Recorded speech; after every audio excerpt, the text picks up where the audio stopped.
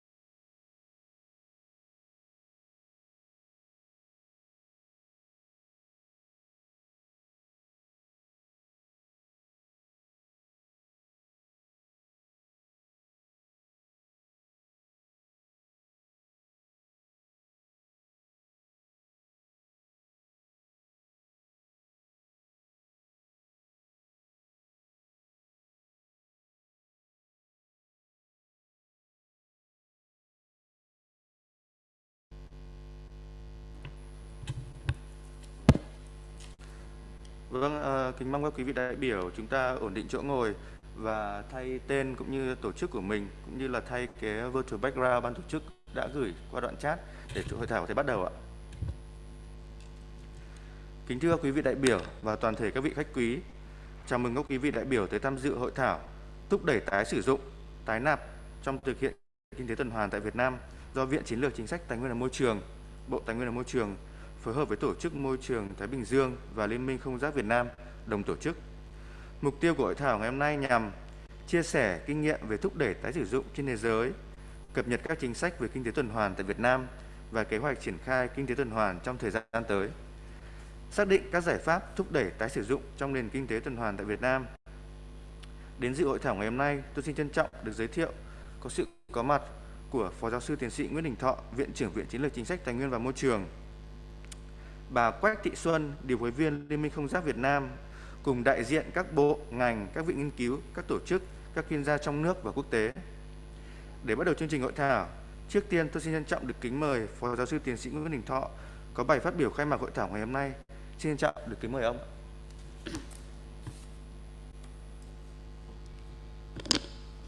Kính thưa bà Quách Thị Xuân, điều phối viên Liên minh Không rác Việt Nam. Kính thưa quý vị đại biểu, thay mặt Viện Chiến lược Chính sách Tài nguyên và Môi trường, tôi xin gửi lời chào tới tất cả quý vị đại biểu tham dự hội thảo thúc đẩy tái sử dụng, tái nạp trong thực hiện kinh tế tuần hoàn tại Việt Nam. Kính thưa quý vị đại biểu, ô nhiễm môi trường, đặc biệt là quá tải rác thải nhựa hiện đang là vấn đề nhức nhối trên toàn cầu. Theo báo cáo thực trạng nhựa và hành tinh của chúng ta đang chìm trong ô nhiễm nhựa của Liên Hiệp Quốc, thì mỗi phút có 1 triệu chai nhựa trên thế giới được tiêu thụ. Mỗi năm có đến 5.000 tỷ túi nhựa thải ra môi trường, nhưng chỉ 9% trong số đó là được tái chế. Tại Việt Nam, lượng rác thải và bao bì nhựa được đưa đến bãi rác mỗi tuần luôn ở mức báo động. Đứng trước những thách thức này, chúng ta cần phải suy nghĩ về những giải pháp và một góc nhìn đổi mới về lối sống xanh. Luật Bảo vệ Môi trường năm 2020 và Nghị định số 08 năm 2022 ngày 10 tháng 1 năm 2022 đã quy định chi tiết một số điều luật bảo vệ môi trường cụ thể liên quan đến nội dung về kinh tế tuần hoàn. Theo dự kiến, thì kế hoạch hành động quốc gia về thực hiện kinh tế tuần hoàn sẽ được Thủ tướng Chính phủ ban hành trong năm 2023. Theo đó, các bộ, cơ quan ngang bộ, căn cứ vào chức năng, nhiệm vụ và lĩnh vực quản lý nhà nước được giao, có trách nhiệm xây dựng, phê duyệt kế hoạch hành động thực hiện kinh tế tuần hoàn của ngành, lĩnh vực, sản phẩm phù hợp với kế hoạch hành động quốc gia. Tái sử dụng hàng hóa và nguyên liệu là rất quan trọng đối với nền kinh tế tuần hoàn bền vững, nơi các sản phẩm và nguyên liệu vẫn được lưu thông, giảm áp lực lên tài nguyên và giảm thiểu chất thải. Tái sử dụng, tái nạp, reuse, refill là một dạng của mô hình kinh tế tuần hoàn đang ngày càng được đón nhận, phổ biến trên các lĩnh vực về bao bì, đóng gói thực phẩm. Ở Việt Nam, các mô hình kinh tế kinh doanh này đã xuất hiện từ trước nhưng còn manh mún, mang hệ thống không toàn diện. Kính thưa các quý vị, với mong muốn chia sẻ kinh nghiệm về thúc đẩy tái sử dụng trên toàn thế giới, đặc biệt là tại các nước trong khu vực Đông Nam Á như Việt Nam, Indonesia, Singapore và Philippines, đồng thời cập nhật các chính sách về kinh tế tuần hoàn tại Việt Nam cũng như kế hoạch triển khai kinh tế tuần hoàn trong thời gian tới. Từ đó xác định được các giải pháp thúc đẩy tái sử dụng trong nền kinh tế tuần hoàn tại Việt Nam. Viện Chiến lược Chính sách Tài nguyên và Môi trường phối hợp với Liên minh Không rác thải ở tại Việt Nam tổ chức hội thảo thúc đẩy tái sử dụng, tái nạp trong thực hiện kinh tế tuần hoàn tại Việt Nam. Tôi tin tưởng rằng hội thảo sẽ là diễn đàn để chúng ta cùng nhau chia sẻ thông tin và xác định được giải pháp phù hợp trong việc thúc đẩy tái sử dụng trong nền kinh tế tuần hoàn tại Việt Nam. Với tinh thần đó, tôi xin tuyên bố khai mạc hội thảo ngày hôm nay. Nhân dịp này, tôi hân hạnh được bày tỏ lời cảm ơn tới Tổ chức Môi trường Thái Bình Dương, Liên minh Không rác Việt Nam về sự hỗ trợ và hợp tác trong thời gian vừa qua. Cảm ơn sự tham dự đầy đủ của quý vị đại biểu. Tôi xin chúc hội thảo của chúng ta thành công tốt đẹp. Chúc các quý vị hội thảo sức khỏe và thành công. Xin trân trọng cảm ơn. Sau đây, để bắt đầu cho chương trình hội thảo, thì xin kính mời ông Lại Văn Mạnh, Viện Chiến lược Chính sách và Tài nguyên và Môi trường sẽ trình bày tổng quan chính sách về kinh tế tuần hoàn tại Việt Nam và kế hoạch triển khai kinh tế tuần hoàn trong thời gian tới. Xin kính mời. Dạ vâng, xin trân trọng cảm ơn Phó Giáo sư Tiến sĩ Nguyễn Đình Thọ đã có lời giới thiệu và cho các tổ trình bày. Không biết là quý vị đại biểu đã nhìn được cái bài trình chiếu của tôi chưa ạ? Dạ vâng.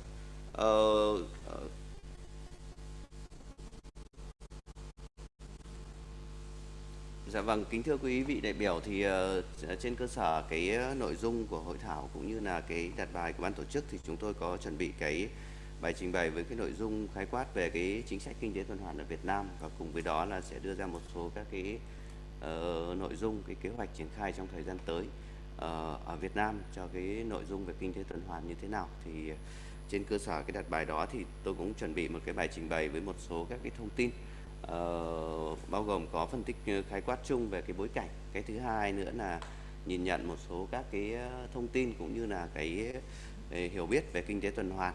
Và cái thứ ba đi vào trọng tâm đó là giới thiệu tổng quan về khung chính sách và pháp luật về kinh tế tuần hoàn, và có một cái nội dung riêng là giới thiệu thế nào là cái nghị định 08 năm 2022 của Chính phủ vừa được ban hành thì quy định như thế nào về kinh tế tuần hoàn và khái quát về các cái nhiệm vụ trong thời gian tới.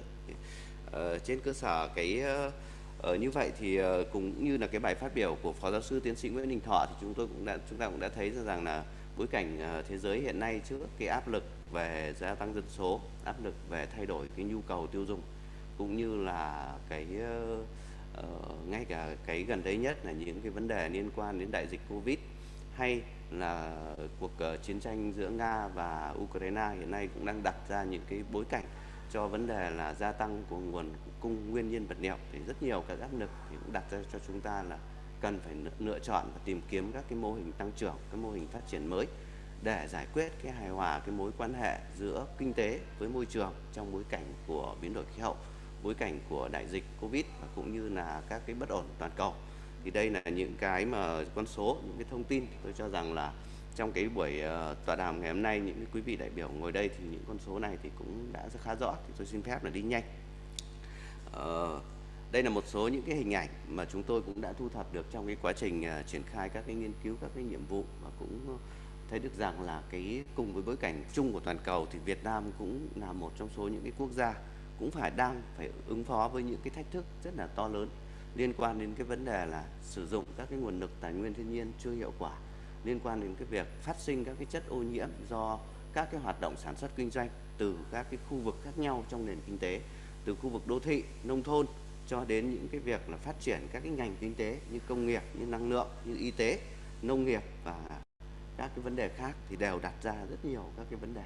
Ở đây là một số những cái hình ảnh để chúng ta minh chứng cho cái việc là cái áp lực đối với cái chất thải, đối với cái việc sử dụng cái nguồn lực cho phát triển của đất nước hiện nay cũng đang gặp rất nhiều các cái thách thức. Đây là một trong số những cái con số thì tôi cũng minh chứng từ các cái kết quả nghiên cứu của các cái tổ chức quốc tế, trong đó thì có cái điều tra khảo sát của Liên minh không rác, cái kiểm đoán rác chất thải năm 2019, xuất bản năm 2020 của Liên minh không rác thì cũng đã cho thấy rằng là cái cơ cấu và cái thành phần chất thải của Việt Nam thì phần lớn thì chất thải của chúng ta thì đây là cái tỷ lệ các cái chất thải cơ bản, và cũng qua đó thì có một cái thông điệp mà tôi rất ấn tượng đối với cái kết luận của cái báo cáo này, đó là cái tỷ lệ chất thải mà có thể được nếu mà được phân loại thì chất thải của Việt Nam hoàn toàn có thể là tái sử dụng và trở thành cái nguồn lực đầu vào cho các cái hoạt động kinh tế. Đây là một cái tín hiệu rất tốt. Tuy nhiên thì cái thực tiễn mà như cái kết quả khảo sát của Ngân hàng Thế giới cũng như là chúng tôi đi tham vấn các địa phương ấy, thì phần lớn hiện nay cái chất thải của chúng ta được trộn lẫn và chưa được phân loại và được xử lý bằng cái hình thức rất là phổ biến hiện nay, đó là hình thức chôn lấp, và có một số địa phương áp dụng cái hình thức đó là chuyển đổi thành phát triển năng lượng. Thì đấy là một số cái thông tin cơ bản. Đây là một số hình ảnh mà chúng tôi cũng minh chứng thêm. Tôi cũng đã đi khảo sát tất cả rất nhiều các địa phương, thậm chí là những cái xã vùng nông thôn thôi. Hiện nay thì ở Việt Nam cũng gặp những cái áp lực về môi trường rất lớn. Mỗi xã một nò chôn lấp, một nò đốt rác, một bãi chôn lấp, thậm chí là có những xã đến 3-4 điểm chôn lấp khác nhau, và các điểm chôn lấp thì đều gây ô nhiễm môi trường với cái công nghệ rất là thô sơ. Đó là họ gần như là họ chôn bằng cái kỹ thuật của các hộ gia đình, và sau đó thì dùng các cái kỹ thuật rất đơn giản là đốt bằng xăng. Đấy là cái mà chúng ta cũng thấy rằng là cái áp lực môi trường của Việt Nam hiện nay cũng rất là lớn. không chỉ có khu vực đô thị mà ngay cả cái khu vực nông thôn cũng đang đặt ra những cái bài toán rất là nặng nề cho cái sự phát triển. Thế thì những yếu tố nào dẫn dắt đến cái kinh tế tuần hoàn? Thì báo cáo với các quý vị đại biểu thì cái thuật ngữ kinh tế tuần hoàn thì xuất hiện ở Việt Nam thì cũng trong cái thời gian khoảng 4-5 năm gần đây thì là được nổi lên với như là một cái thuật ngữ của cái khu vực chính sách và cũng như là những cái định hướng chỉ đạo. Tuy nhiên thì cái bối cảnh mà cái sự thay đổi của công nghệ, sự xuất hiện của các cái vấn đề liên quan đến áp lực về kinh tế và những vấn đề môi trường đã tạo ra được những cái và đặc biệt là cái sự nỗ lực của các cái cộng đồng quốc tế, các nhà khoa học quốc tế để tìm ra được một cái phương pháp để giải quyết cái mối quan hệ giữa kinh tế với môi trường. Đó là cái làm như thế nào để chúng ta vừa phát triển được kinh tế nhưng vừa giải quyết được bài toán về môi trường. Đó là cái động lực mà cái thuật ngữ kinh tế tuần hoàn cũng như là rất nhiều các thuật ngữ khác được ra đời trong khoảng 10 năm gần đây. Thì trong đó thì cái kinh tế tuần hoàn được nổi lên như là một cái phương pháp đang được chú trọng vào các cái cộng đồng quốc tế. Hiện nay về cái định nghĩa kinh tế tuần hoàn ấy thì chúng tôi quá trình nghiên cứu cũng rà soát rất nhiều. Ở đây chúng tôi có trích dẫn vào đây là 3 cái định nghĩa của các cái tổ chức quốc tế, một là định nghĩa của EU, 2 là định nghĩa của tổ chức Alan MacArthur, 3 là định nghĩa ở trong cái luật kinh tế tuần hoàn của Trung Quốc và cũng có một cái định nghĩa của cái luật bảo vệ môi trường năm 2020.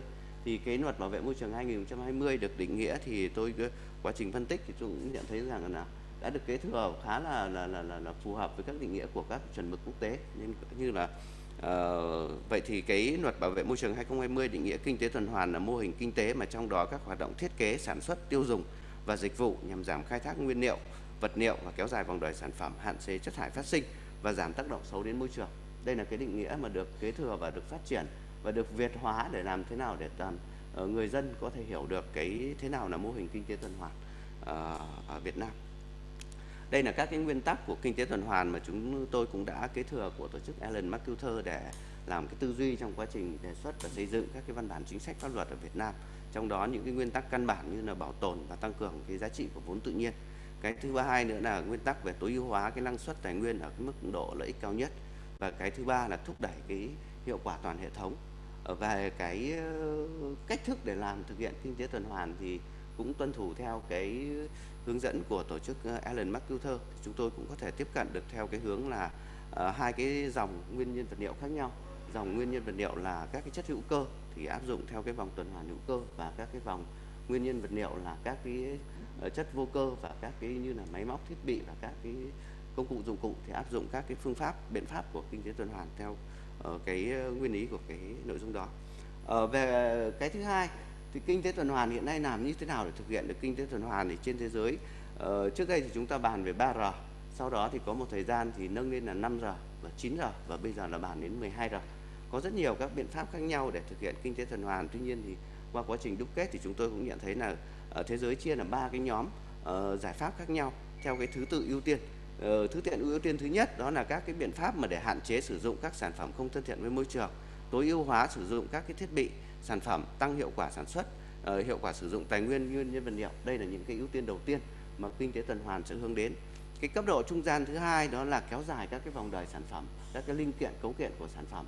Và cấp độ cuối cùng và gần như là được xem xét ở khía cạnh là tiệm cận với cái kinh tế tuyến tính, đó là giảm phát thải thông qua các biện pháp như là tái chế chất thải, xử lý, chế biến chất thải để chuyển hóa thành nguyên nhân vật liệu có ích, ví dụ như là sử dụng để làm phân hữu cơ chẳng hạn, hoặc là thu hồi năng lượng thông qua thiêu đốt chất thải. Thì đây là những cái biện pháp là nó tiệm cận với cả kinh tế tuyến tính. Thì qua đó thì chúng tôi cũng nhận thấy rằng là đối chiếu với Việt Nam ấy thì chúng ta đang nỗ lực ở cái tầng thấp của kinh tế tuần hoàn là đốt chất thải cũng còn là rất nhiều khó khăn. Vậy thì cũng thấy rằng là để chuyển sang kinh tế tuần hoàn thì nó cũng còn là một cái nỗ lực rất là dài với cái bối cảnh của chúng ta. Cái thứ hai nữa là liên quan đến cái lợi ích của kinh tế tuần hoàn. Có rất nhiều các cái bàn luận khác nhau về lợi ích kinh tế tuần hoàn, như là mà ở góc độ của cái người hoạch định chính sách thì chúng tôi thấy rằng là cái lợi ích quan trọng nhất của kinh tế tuần hoàn là giải quyết bài toán là vừa tăng trưởng được GDP, vừa tăng trưởng được lợi nhuận của doanh nghiệp, nhưng vẫn giải quyết được bài toán về môi trường, không gây ô nhiễm môi trường, không giảm cái khai thác nguyên nhân vật liệu để nâng cao cái giá trị đóng góp của một cái lượng nguyên nhân vật liệu trong việc tạo ra một đồng lợi nhuận cũng như là một đồng GDP. Và một cái lợi ích nữa của kinh tế tuần hoàn đó là tạo ra việc làm. Khi mà thế giới đã đồng hành chuyển mình sang kinh tế tuần hoàn thì cái bức tranh tương lai về việc làm sẽ được tạo ra. Rất nhiều các việc làm mới, ví dụ việc làm về thiết kế, về các thứ thì sẽ được tạo. Và ngoài ra thì một trong số những cái lợi ích gần đây nhất được nhắc đến đó là giải quyết cái bài toán về đứt gãy Alo. nguồn cung nguyên nhiên vật liệu. Vâng ạ. Vâng. Liên quan đến cái việc triển khai thực hiện kinh tế tuần hoàn thì chúng tôi cũng đây là cái sơ đồ, một trong số cái thông điệp nhất ở cái này đó là cải tính hệ thống trong triển khai thực hiện kinh tế tuần hoàn. Và đây cũng là bài toán thách thức mà chúng tôi rút ra ở Việt Nam cũng như là trên thế giới. Để triển khai được cái kinh tế tuần hoàn thì mỗi một cái chủ thể khác nhau trong nền kinh tế sẽ phải đóng vai trò như là một cái tác nhân để tạo ra từng cái vòng lặp nhỏ, và lúc đó cái vai trò của chính phủ, vai trò của các cái tổ chức phát triển phải làm như thế nào để chúng ta kích thích ra được cái việc tạo ra những cái vòng lặp đó và kết nối các cái vòng lặp đó thành cái tính hệ thống trong toàn bộ nền kinh tế. Đây là một cái thách thức và cũng là yêu cầu đặt ra của kinh tế tuần hoàn, mà đòi hỏi cái việc thiết kế các cái khung khổ pháp luật phải đảm bảo được cái giải quyết được những cái vấn đề này. Về cái cấp độ của kinh tế tuần hoàn, thế giới cũng bàn luận, cũng có rất nhiều các cấp độ khác nhau. Đây là 3 cái cấp độ căn bản và cũng đã được nhiều các quốc gia, các tổ chức họ xây dựng thành các cái bộ chỉ số, các tiêu chí. Ở cấp độ vĩ mô thì chúng ta xem xét cái kinh tế tuần hoàn ở cấp độ của một quốc gia, một khu vực, một thành phố. Thì hiện nay thì một số, ví dụ Liên minh châu Âu đã ban hành cái bộ tiêu chí về kinh tế tuần hoàn của Liên minh châu Âu. Trung Quốc cũng đã ban hành bộ tiêu chí đánh giá kinh tế tuần hoàn của Trung Quốc ở cấp độ quốc gia và cấp độ tỉnh. Ngoài ra thì hiện nay có một số các cái quốc gia thì phát triển các cái bộ tiêu chí riêng cho kinh tế tuần hoàn khu vực đô thị. Thì đây là một cái cấp độ. Cấp độ thứ hai là cấp độ trung gian, là liên quan đến cái vấn đề cộng sinh công nghiệp, là phát triển các cái khu công nghiệp tuần hoàn, các cái mô hình cộng sinh liên kết giữa công nghiệp, các cái ngành công nghiệp với nhau để hình thành ra cái mô hình cộng sinh công nghiệp. Và cấp độ thứ ba nữa là cấp độ vi mô, là áp dụng cái kinh tế tuần hoàn ở từng doanh nghiệp một, từng cái sản phẩm một như thế nào. Thì đây là 3 cái cấp độ cũng cần phải được lưu ý trong cái triển khai thực hiện kinh tế tuần hoàn. Thế thì đây là cái mô hình cấu trúc căn bản đơn giản hóa cái chủ thể trong nền kinh tế mà chúng ta cần phải tác động vào, đó là người sản xuất và người tiêu dùng. Làm thế nào để cái khu vực người sản xuất và người tiêu dùng là hai cái thực thể chính của nền kinh tế, họ thực hiện được các cái biện pháp kinh tế tuần hoàn theo những cái nguyên tắc thì chúng tôi cũng trình bày sơ bộ ở đây. Và một trong số những cái chủ đề mà mấy hôm nay cũng bàn luận thì tôi cũng xin đưa vào đây. Cũng rất nhiều các doanh nghiệp hỏi là áp dụng kinh tế tuần hoàn như thế nào. Thế thì hiện nay trên thế giới hình thành ra một cái thuật ngữ đó là mô hình kinh doanh tuần hoàn. Mô hình kinh doanh tuần hoàn được hiểu như thế nào thì hiện nay còn rất nhiều cái tranh luận, nhưng mà theo cái cách tiếp cận của chúng tôi thì đây là những cái mô hình được áp dụng ở cấp độ vĩ mô để các cái doanh nghiệp cùng nhau tư duy lại, để tìm ra mỗi một doanh nghiệp, mỗi một ngày ở các ngành nghề khác nhau tìm ra những cái cơ hội để đóng các cái vòng lặp thông qua áp dụng các cái biện pháp của kinh tế tuần hoàn, thông qua việc vận dụng cái việc đổi mới sáng tạo, vận dụng các cái thành tựu của khoa học công nghệ và cái quy định pháp luật hiện nay để áp dụng như thế nào cho nó phù hợp với cả cái hoàn cảnh của từng doanh nghiệp một. Đây là những cái thông điệp căn bản liên quan đến cái vấn đề về kinh tế tuần hoàn tôi cũng xin trình bày ở đây. Trên cơ sở cái việc áp dụng kinh tế tuần hoàn đó, các cái doanh nghiệp hoàn toàn có thể linh hoạt hình thành ra những cái mô hình kinh doanh khác nhau để triển khai các cái thực hiện các cái sáng kiến của kinh tế tuần hoàn, ví dụ như là thiết kế tuần hoàn, ví dụ các cái mô hình sử dụng tối ưu hoặc là áp dụng trong từng lĩnh vực hay những khác nhau. Vâng, đây là cái mô hình mà đã được đúc rút liên quan đến các cái mô hình kinh tế tuần hoàn. Thì có lẽ rằng là cái reuse và refin mà sẽ bàn luận sau đây cũng sẽ là một những cái dạng của mô hình kinh doanh tuần hoàn mà chúng ta cần phải khuyến khích trong cái thời gian tới. Sang đến cái phần tiếp theo mà tôi cũng xin phép được trình bày, đó là cái khung chính sách pháp luật của Việt Nam liên quan đến triển khai thực hiện kinh tế tuần hoàn. Thì kính thưa các quý vị đại biểu, thì kể từ năm 2019 thì Viện Chiến lược Chính sách Tài nguyên và Môi trường được giao là cái đầu mối của Bộ để triển khai nghiên cứu đề xuất các cái nội dung về quản lý tài nguyên, bảo vệ môi trường và ứng phó với biến đổi khí hậu, cũng như là được giao thêm một cái chuyên đề về nghiên cứu về cái kinh tế tuần hoàn để đề xuất cho cái chiến lược phát triển.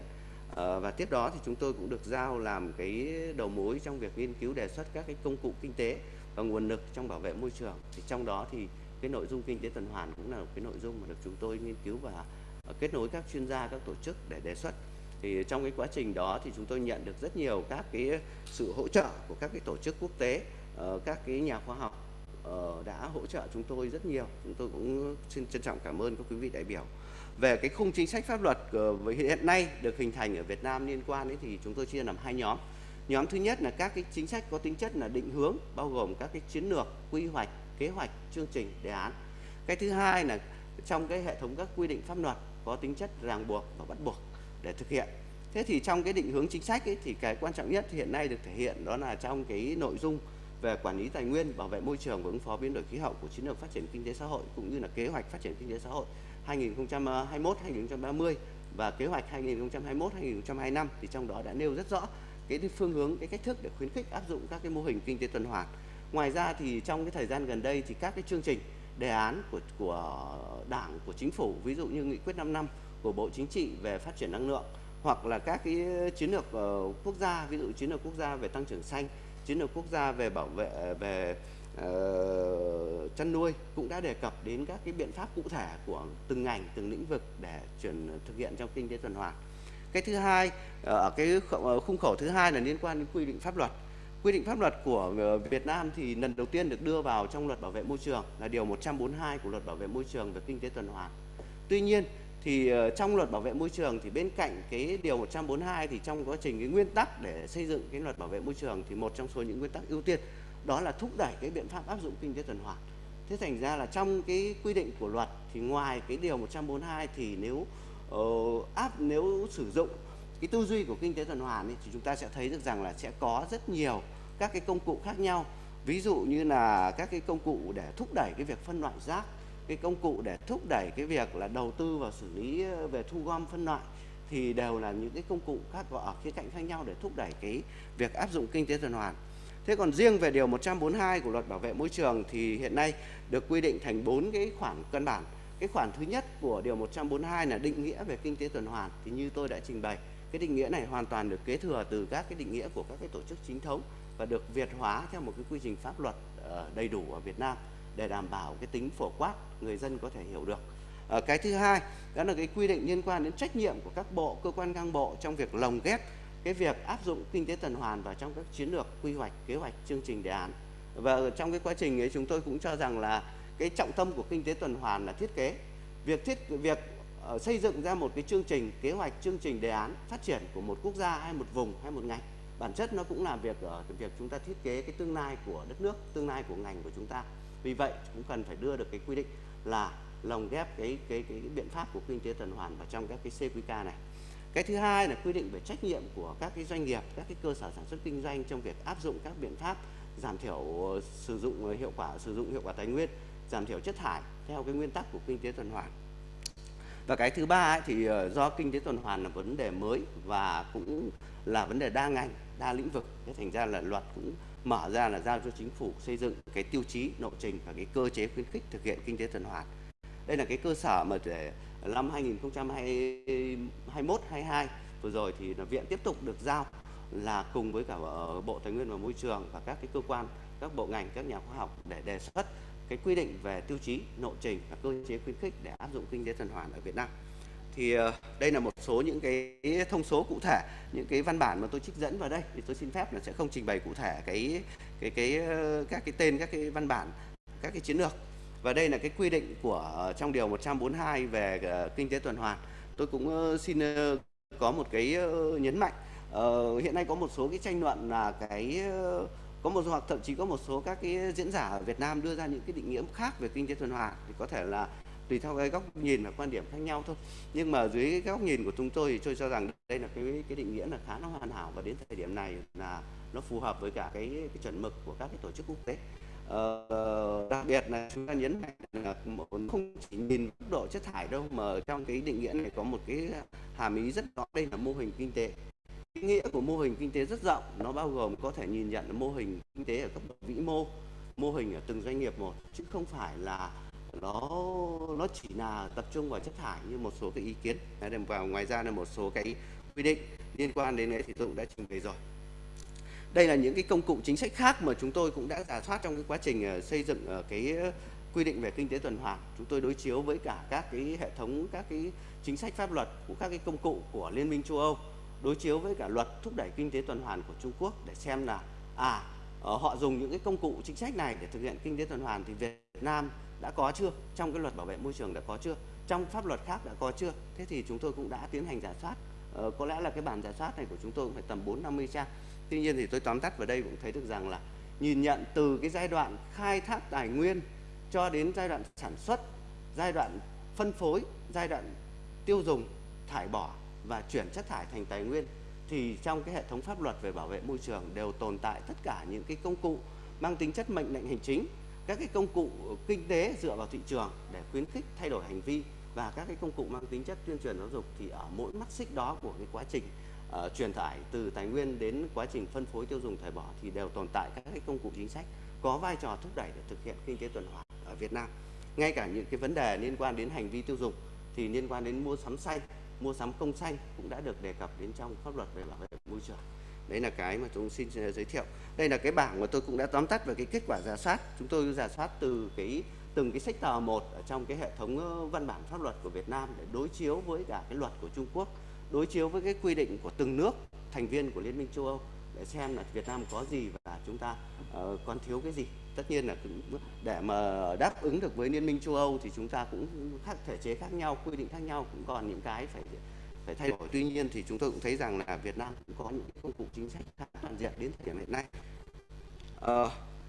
Liên quan đến cái về nội dung thứ ba, đó là cái quy định trong nghị định hướng dẫn thi hành luật bảo vệ môi trường. Thì trên cơ sở cái quy định hiện nay của nghị định hướng dẫn thi hành luật bảo vệ môi trường thì luật giao cho chính phủ quy định về tiêu chí, lộ trình và cái cơ chế khuyến khích để áp dụng kinh tế tuần hoàn ở Việt Nam. Thì chúng tôi cũng phải đảm bảo các cái nguyên tắc của ban hành văn bản quy phạm pháp luật. Một, đó là luật giao gì phải làm cái đó, phải tuân thủ các quy định của luật.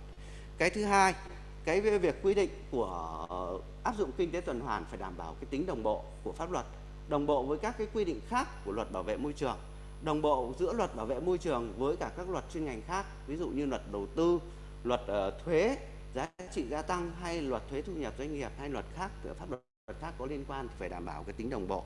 Cái thứ hai là đảm bảo tính toàn diện và hệ thống. Tính toàn diện hệ thống ở đây được thể hiện như thế nào? Thể hiện đầy đủ được cái tính chất của ở cái mô hình cấp độ vĩ mô, cấp độ trung gian, cấp độ cơ sở sản xuất kinh doanh để hướng dẫn cho các cái chủ thể áp dụng.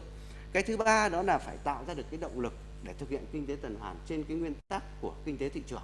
Đó là phải sử dụng cái bàn tay của thị trường để thúc đẩy cái việc áp dụng kinh tế tuần hoàn là trọng chính.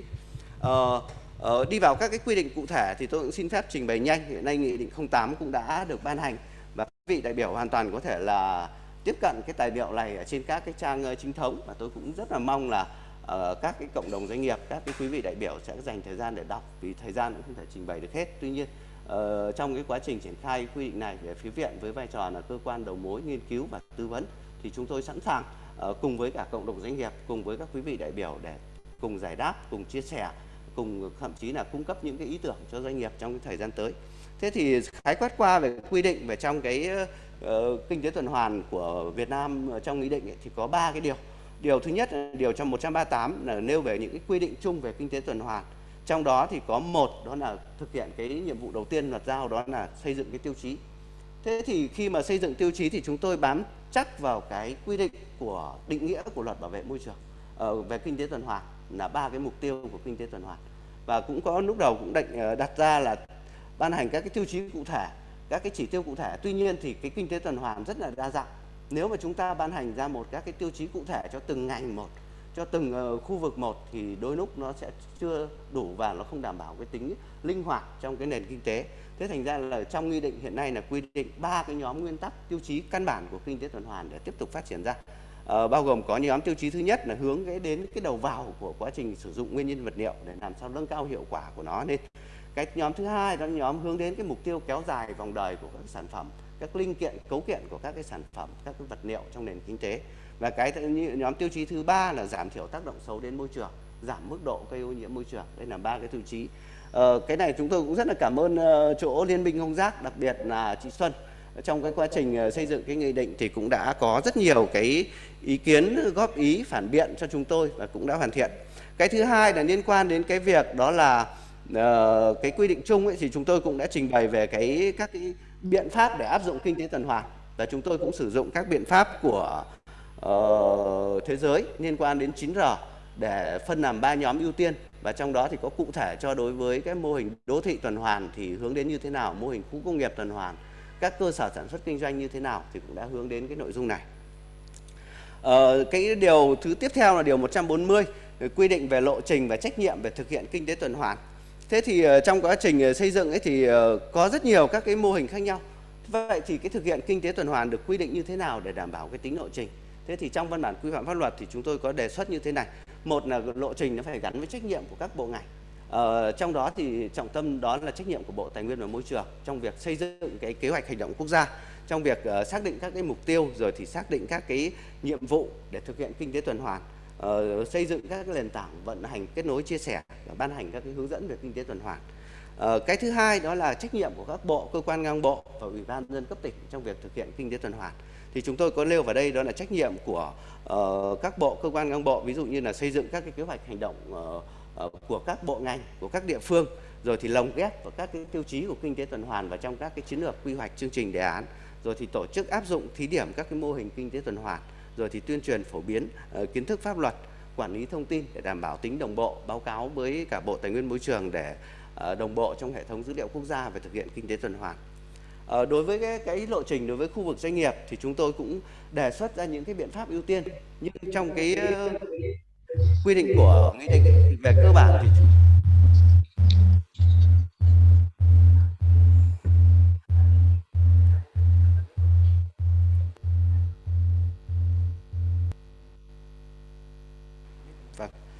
đối với cái đối tượng mà xin lỗi các quý vị đại biểu, đối với cái đối tượng mà trọng tâm hiện nay đó là với cái doanh nghiệp. Thế thì trong dự thảo nghị định thì chúng tôi cũng đưa ra cái khuyến khích và đặc biệt có một cái nhấn mạnh, đó là khuyến khích các cái doanh nghiệp áp dụng các biện pháp để thực hiện kinh tế tuần hoàn sớm hơn so với cả cái kế hoạch hành động quốc gia. Nếu như là kế hoạch hành động quốc gia mà còn sẽ dự kiến sẽ xây dựng năm 2023. Tuy nhiên thì các doanh nghiệp hiện nay đã được khuyến khích áp dụng các biện pháp kinh tế tuần hoàn trên cơ sở những cái hướng dẫn ở trong nghị định cũng đã rõ. Thì đấy là cái mà chúng tôi cũng có cái thông điệp chính như vậy. Thế còn cụ thể các cái doanh nghiệp áp dụng vào trong lĩnh vực đô thị, trong lĩnh vực khu công nghiệp, trong lĩnh vực sản xuất kinh doanh của từng ngành nghề một như thế nào để đảm bảo thực hiện kinh tế tuần hoàn thì trong nghị định cũng đã có các biện pháp hướng dẫn. Ở phía Viện cũng sẵn sàng là sẽ ngồi cùng với cả cộng đồng doanh nghiệp, các quý vị đại biểu để tiếp tục nghiên cứu và hoàn thiện. Ví dụ như hôm qua chúng tôi cũng đã ngồi với cả chỗ 3 hiệp hội giấy, nhựa và dệt may để tư vấn về cái cách thức để thực hiện kinh tế tuần hoàn. Về các cái chính sách ưu đãi hỗ trợ để thực hiện kinh tế tuần hoàn thì chúng tôi cũng quy định vào đề xuất ở trong nghị định một số các biện pháp ưu đãi khuyến khích liên quan đến cái biện pháp của nhà nước để đầu tư và thực hiện kinh tế tuần hoàn. Cái thứ hai nữa là biện pháp để khuyến khích vào thực hiện kinh tế tuần hoàn. Ví dụ như là hiện nay là khuyến khích các cái việc nghiên cứu khoa học, phát triển ứng dụng, chuyển giao công nghệ và thiết bị các sản phẩm, khuyến khích việc cung cấp các nền tảng chia sẻ thông tin dữ liệu về kinh tế tuần hoàn. Và nhà nước cũng có các cái biện pháp ưu đãi hỗ trợ để liên quan đến thuế phí trong việc áp dụng các biện pháp của kinh tế tuần hoàn nhưng đảm bảo cái tính tuân thủ với pháp luật. Và ngoài ra thì có các biện pháp khác về tín dụng xanh, trái phiếu xanh. Thế thì kính thưa các quý vị đại biểu thì đối với các cái biện pháp khuyến khích thực hiện kinh tế tuần hoàn cũng được quy định khá là chi tiết và được tham khảo đầy đủ của các cái nhà khoa học cũng như cộng đồng doanh nghiệp, thì các quý vị có thể tham khảo thêm. Vì thời gian có hạn nên tôi cũng xin phép là không trình bày sâu về các cái biện pháp khuyến khích, thì trong quá trình sẽ tiếp tục. Ngoài ra thì trong cái chương về quản lý chất thải của nghị định thì cũng có 2 cái điều liên quan đến các biện pháp để thực hiện kinh tế tuần hoàn liên quan đến yêu cầu chung. Thì quý vị có thể xem cái điều M56 là yêu cầu chung về quản lý chất thải rắn. Thì trong đó thì có nhấn mạnh đến các biện pháp quản lý chất thải rắn để áp dụng kinh tế tuần hoàn. Cái thứ hai là yêu cầu chung về quản lý nước thải, cũng nhấn mạnh đến các biện pháp để thực hiện kinh tế tuần hoàn gắn với đặc trưng của nước thải. Thì đây là 2 cái quy định khác mà trong luật bảo vệ môi trường mà cũng đã đề cập, cái Viện cũng đã đề xuất với Bộ. Thì đây là một số cái hình ảnh mô tả về cái cách thức tiếp cận trong cái việc thực hiện tuần hoàn nước ở trong việc chất thải. Thế ngoài ra thì trong cái bài thì tôi cũng xin giới thiệu thì để thực hiện cái kinh tế tuần hoàn ngoài cái quy định pháp luật thì hiện nay Viện thì cũng đang được Bộ giao là cái cơ quan chủ trì phối hợp với UNDP để xây dựng cái nền tảng kết nối về thực hiện kinh tế tuần hoàn. Thì chúng tôi cũng sẽ xin phép là đi nhanh về cái nội dung này với các cái hợp phần. Rất là mong trong cái thời gian tới thì chúng ta sẽ tiếp tục phối hợp để triển khai đưa kinh tế tuần hoàn vào trong thực tiễn. Thì kính thưa các quý vị đại biểu, thì trên cơ sở nội dung đặt bài thì tôi cũng xin phép trình bày nhanh một số các nội dung, thì cũng rất là mong là sẽ được nhận được ý kiến chia sẻ của các quý vị đại biểu. Xin hết ạ. Kính thưa tất cả các quý vị đại biểu, chúng ta đã nghe ông Lại Văn Mạnh trình bày về cái chính sách về kinh tế tuần hoàn của Việt Nam trong thời gian tới. Đặc biệt là hiện nay Viện Chiến lược Chính sách Tài nguyên Môi trường đang chuẩn bị kế hoạch hành động quốc gia để Thủ tướng ban hành vào năm 2023. Chúng tôi rất mong muốn được nghe ý kiến của các quý vị đại biểu liên quan tới các nội dung về tái sử dụng và tái nạp như thế nào để có thể huy động được sự tham gia của khu vực tư nhân. Sau đây xin trân trọng kính mời bà Darina Maulana Uvin đến từ Indonesia. Xin trân trọng kính mời.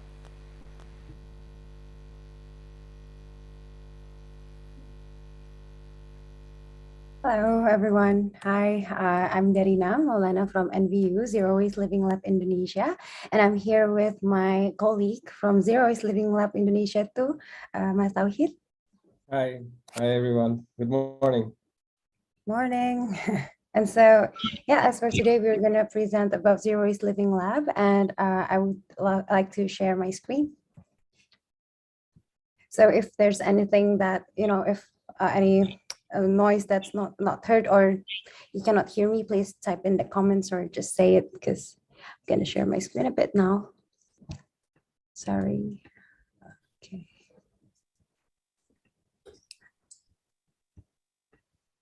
Okay, I hope that you guys are seeing my screen. Okay. Yeah.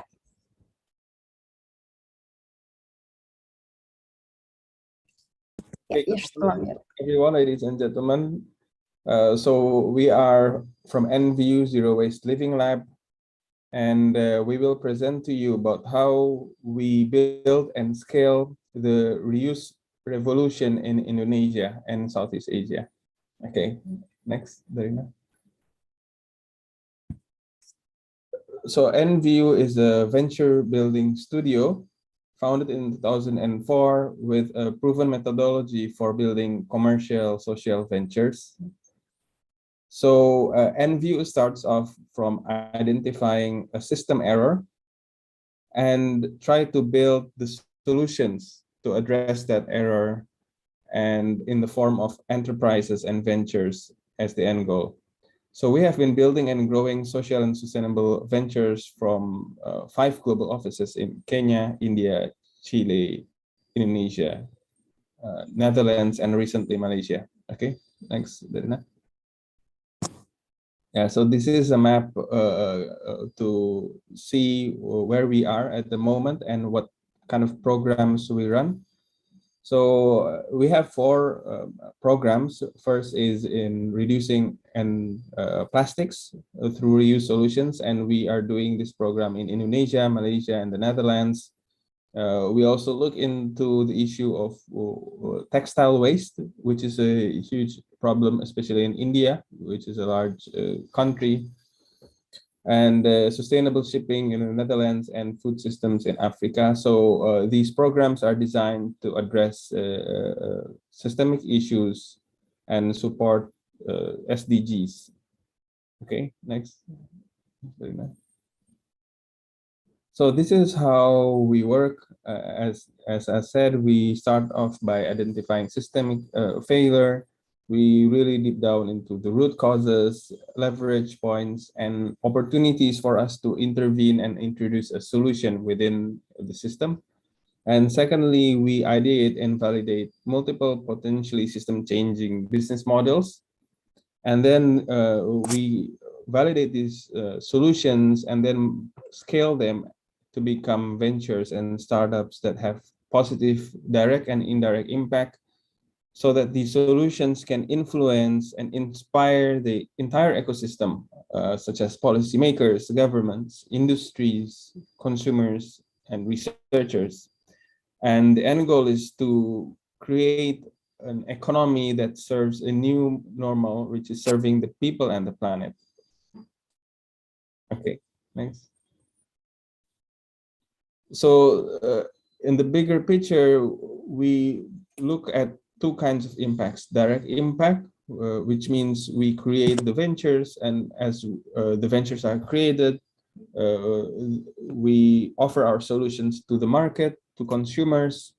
So that means there are consumer awareness raised about the importance of reducing single-use plastics through reuse solutions. But we also have indirect impact, which means by creating these solutions, we inspire, for example, funders to look into the space as well. We inspire the industries, the existing FMCG and big companies to look into reuse solution as a way to address the plastic issue. We also inspire the policymakers, the government, because the government, when creating policies, they also need to see that a solution has existed so that they can create a regulation around it. Okay, next, Darina. So yeah, we will deep dive more into our program in Indonesia, Zero Waste Living Lab, which will be presented by Darina. Okay, thank you so much, Mas Tauhid. Okay, so I'm gonna stop my share screen for a bit and go for another slide. A moment. Pardon for the technical hiccups.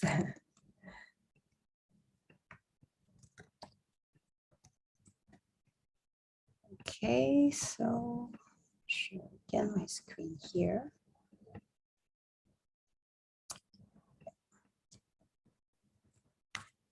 Okay, so about zero waste.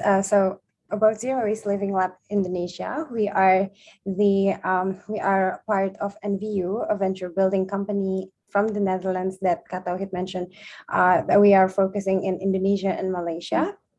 And so the background is, I'm going to talk about more in depth about what happened in Indonesia, because we started from Indonesia. And so the background is Indonesia is the second world plastic polluter, and that actually creates a national emergency. And because of that, the government, through the National Plastic Action Plan Committee, developed 5 key plan actions to reduce the plastic waste production up to 70% in 2025. And the government collaborates with multiple stakeholders, and us, NVU, is one of the the executor for aiming this goal. And so part of the 5 key action plans is reduce and substitute action. And we hope that it can prevent like strategic stop to plastic production from the source itself. And that's what NVU, or Zero Waste Living Lab Indonesia, is focusing upon. So I want to give you YouTube about Zero Waste Living Lab. Can you hear this voice? The plastic waste crisis means implementing systemic solutions that tackle the issue at source. Okay. Indonesia is the second biggest contributor of plastic into the ocean, which is why our work starts here. At the Zero Waste Living Lab, we build impact-driven ventures that eliminate single-use plastic packaging through reuse and refill models. Our mission is to overturn the traditional linear make, use, dispose model and transform it into a circular one that benefits both people and planet. Look at Econesia, the one-stop shop solution to free the hospitality and retail industry from single-use plastics. In 2020 alone, it has saved more than 2 million plastic bottles by providing the hospitality sector with a full-service water purification system, saving them plastics and costs. Our reuse venture CoinPack, which offers a circular alternative to plastic sachets, shows that circularity is both feasible and efficient across all income levels. New models like these are contributing to Indonesia's rapid development as a sustainable showcase nation, with a circular economy and new opportunities for its people. We strive to inspire large-scale change by leveraging local and global partnerships to bring our reuse solutions to scale. By building radically new delivery models and rethinking supply chains, we are facilitating cross-sector stakeholder involvement for true systemic change. Together, we can enable a radically more sustainable consumption paradigm and pave the way for a future where circularity is at the heart of the economy. Become part of the solution and join the reuse revolution. Okay, that's a bit about Zero Waste Living Lab and what we do. So our mission and approach is by venture building. So the solutions that we want to give to the market is through venture building for companies that's focusing on stopping the plastic waste at its source. And the venture building itself has 3 main strategies, which is scaling the impact and then replicating to make the business efficient, and also ideating, of course, with the local context with the local entrepreneurs. So this is how we do it. And currently, we are, as I mentioned, the ventures that we are building are focusing mostly on stopping the plastic waste in the two sectors that's very polluting in terms of plastic waste. First is the house care and personal care products, like for your soap, detergents, and like that in your household. And the second one is the food and beverage industry plastic waste. And so these are the companies or ventures that Zero Waste Living Lab are venturing. We have 5 currently ongoing, and then 6 currently ongoing, and then 1 that's not yet validated for the current market, and we have 1 that has been in a finalized goal with the local entrepreneur. And so for the first one, Point Pack and Kiosk, this is actually both are tackling fast-moving consumer goods, or what we call it FMCG products, like the house care and personal care products. CoinPack is the reuse system of the packaging, and then for Kiosk, it's a refill solution. And then there's Econesia, which is the substitute of mineral water. So it's a circular water solution. And then for Sanitation is a platform for sustainable products e-commerce. And then Alas is for the food and beverage container reuse system, as well as Kapkita is for the beverage focus reuse system for for the cups. And then these are the 5 ventures that currently ongoing. And then I wanna take a zoom in focus on one of the ventures, learning on how we establish a zero waste solution. And so for kiosk is what I mentioned, focusing on refill solution. The refill solution that kiosk focus is to make the daily products refillable with machines. And then for kiosk itself, it provides refillable FMCG products, right? So where it marries all the stakeholders within the supply chain of your favorite product, say your soap, then all of the supply chain, that's what kiosk is working with. Like with the FMCG, we directly work with the factory that produce it and take their product and then put it in our refill machines. And then after it's from the factory, it goes to the retail, right, to be sold to the customers. And then so kiosk is located in the retail store. So we also have to cater the retail requirements. And also for the consumer, which is the end consumer, then we have to cater our end customers to make them convenient to buy our product. And so these 3, like in terms of like venturing, what we learned from kiosk is that it took a lot of stakeholders to cater to, but then the main thing is that to make all 3 stakeholder work is that we truly built the solution with them. So we really see what are their pain points and how we can make it better, and then make a common ground, because of course we cannot always like comply with all of the requirements, but like have the common ground of all 3. And then the quality is needed to be preserved, like green solution, like reuse solution needs to be in a prime state so it can compete with the current single-use plastic one. And so talking about quality, this is also like one of our biggest like finding in terms of like challenge, but then this is something we see this challenge also as an opportunity. Like if we can manage to like win in this, not win, like we can have the efficient procedure for how we can give the best quality, then it can be the biggest unique selling point of the venture. So that's what we learned when we venture. Like this is one of the example of how we ventured a reuse refill solution in Indonesia through kiosks. And so in general, like all of the ventures in Zero Waste Living Lab is we stop the production of single-use plastic at its source in various industries. Like I mentioned, now is in the industry of fast-moving consumer goods and food and beverage. So it's in FMCG plant for in terms of in the factory, but for food and beverages is in the kitchen. And then the ventures are the one who give the solution, and then customer can get closed loop consumption. So this is what we are striving in Zero Waste Living Lab. And so in 3 years that we are when we are venturing, we realized that promising impact by building reuse and refill ventures, collaborating is very key.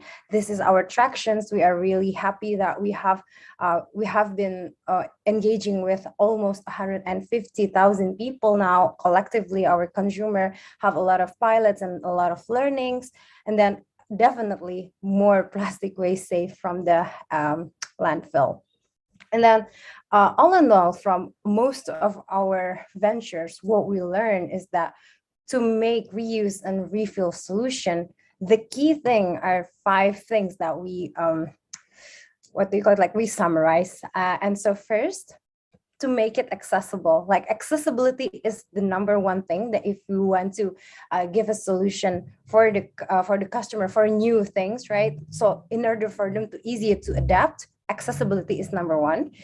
That also includes inclusivity. And then it comes to the second part, which is the inclusive solution. When it is accessible, everyone can use it. So inclusivity here, meaning that it's from the pricing point, and then also from the terms of design, the ergonomics, everyone could always be accessing to it, at least the target market.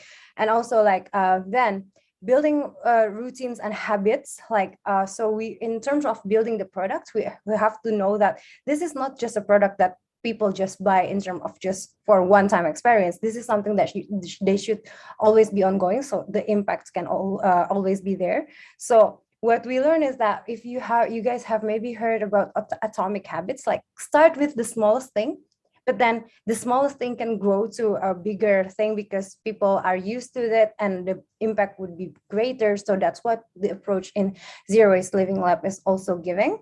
And then the fourth one is creating desirable messaging. This is in terms of like knowing your target market's language. Like target market here doesn't necessarily always about the end customer, but also your partners. Like talk with the language that they concern of. Like when we capture emotion, then the decision is easier to adapt. So, and then 5, designing for the local context. Like local contextuality is very crucial. That's what we find. So we, on our ventures, some of our ventures are actually have opened up in like 2-3 cities. Like although it's close nearby, but apparently in each city there are like different culture and different contexts. So local context is very important for when we want to give this approach. And these 5 things are the very key elements that if our venture wants to have a scale up or a new product, this 5 things is what we use as like a benchmark for move forward. And then so we cannot change the system alone. Of course, change requires everyone to systematically have a revolution for zero waste plastic. And then these are our partners, and we are very open for more collaborations in terms of how we can stop the plastic pollution together. And so we are aiming to make zero waste the new normal possible together. That is from us, Zero Waste Living Lab. If there's any, thank you for your time. I was not sure though, it's directly question and answer, or are we gonna do afterwards? Thank you.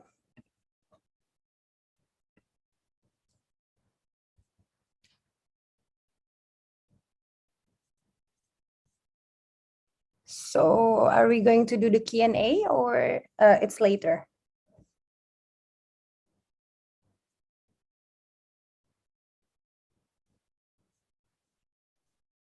We have a question and answer now. Okay, and answer now. All right. Okay, I'm gonna read from the chat box. Okay, Vin Nguyen said that clip to the refill practice. I'm gonna link it after I answer the questions about the refill video, definitely. What difficulties to introduce refill system? Do customers willing to use the system, from Kim? So I'm gonna answer for that because it's regarding the refill solution. like the challenges when we introduce the refill system is that, well, since it's a very technological based system, like refill is, we are using tech. Sometimes a lot of our customers are in the demographic that's not really like digitally aware. So sometimes it's a very big challenge for us to introduce, like, hey, you just have to touch the screen, and they're like, I'm not comfortable in touching screen, I'm afraid that I will broke it. Like sometimes we out to get that. So what we learn is that when we want to open up a place, like we really see the demographic, like are they comfortable in using this kind of technology, are there, you know, like the digital literacy. That's something that we see, because now we are still in that stage of we still need technology based really. So actually for kiosk, at least for refill solution, that we aim is that after we are setting in urban areas, which is the digital literacy is higher, we then want to actually make a solution that's actually very you know, less intimidating maybe for more people in more areas, so not just urban. So that's what we aim. I hope that answers the questions. Can we purge kiosk from you, from Nan? As of now, we are still not in a franchise solution, but if there's any collaboration opportunities, I will drop my email right after this. From Kim again, how the government support to you refill system in Indonesia? Maybe Katawit, you want to answer for this one? How the government currently supporting? Yeah. Okay, thank you for the question, Kim. So yes, Darina showed, the government already has ambition to reduce plastics, and one of the way they do that, they have defined it as reduce and substitute, including reuse solutions. And they have this National Plastic Action Partnership Platform, which is a platform where there are parties from industry, from organizations like us. They're also government. So it's a place where we can connect and collaborate. For example, from that platform, we did collaboration with another organization to offer reuse system in their place.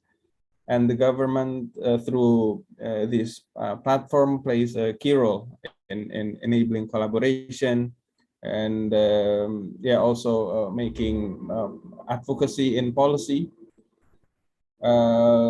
So yeah, so they have the platform, but also we as an organization needs to be actively approaching these kind of opportunities and partnerships, and try, because reuse is still new in Indonesia.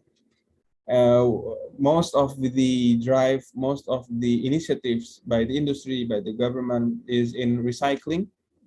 You know, so because reuse is still new, and we are one of the pioneers in making it, you know, concrete and having solutions.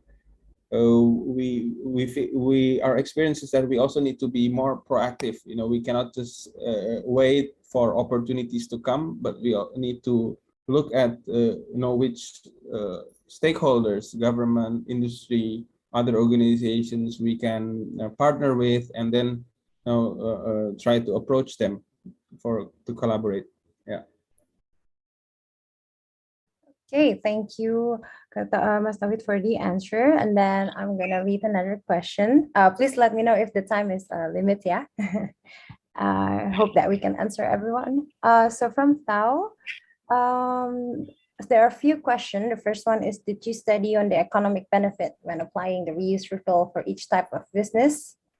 For that, of course, before we pilot our projects, for what NVU or Zero Waste Living Lab are doing, we do some of course the market research and also the cost and benefit. But mostly why we then go for it for the reuse and refill, we actually do it like since we are working with multiple stakeholders, so we make the other stakeholder also like the key drivers, so that's also like in their solution. So we are not alone in that case. The cost is also spread. So that's why we can start with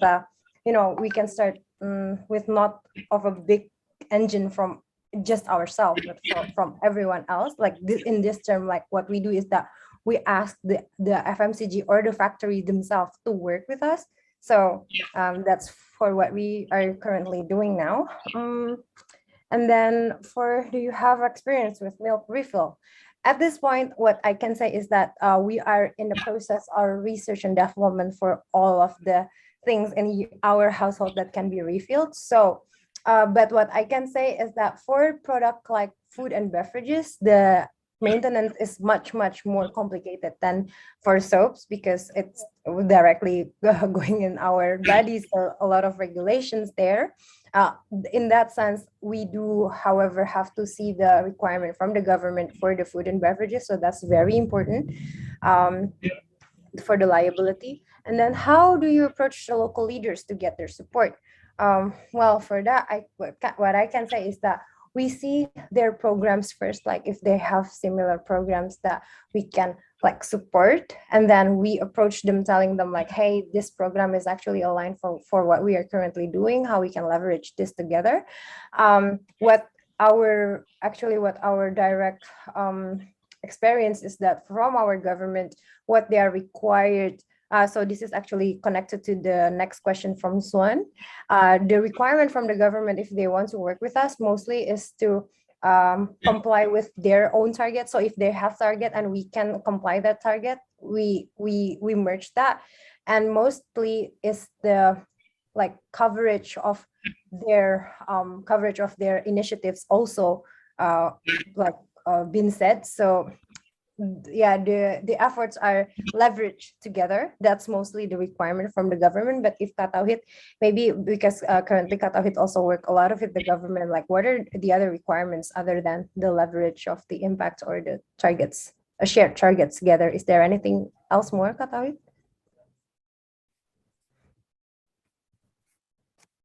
Sorry, can you repeat the question? Yeah, the question is, so from the government, like if the government want to support us, like as the venture building, like is there any requirement from them other than they ask for like shared report or shared targets or shared leverage? Is there anything else that they usually requested? Okay. Yeah, requirements, what kind of requirements?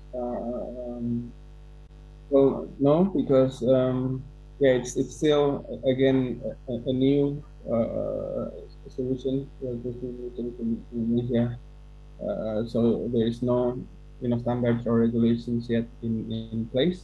But so in fact, we are collaborating with the government to enable these standards to exist.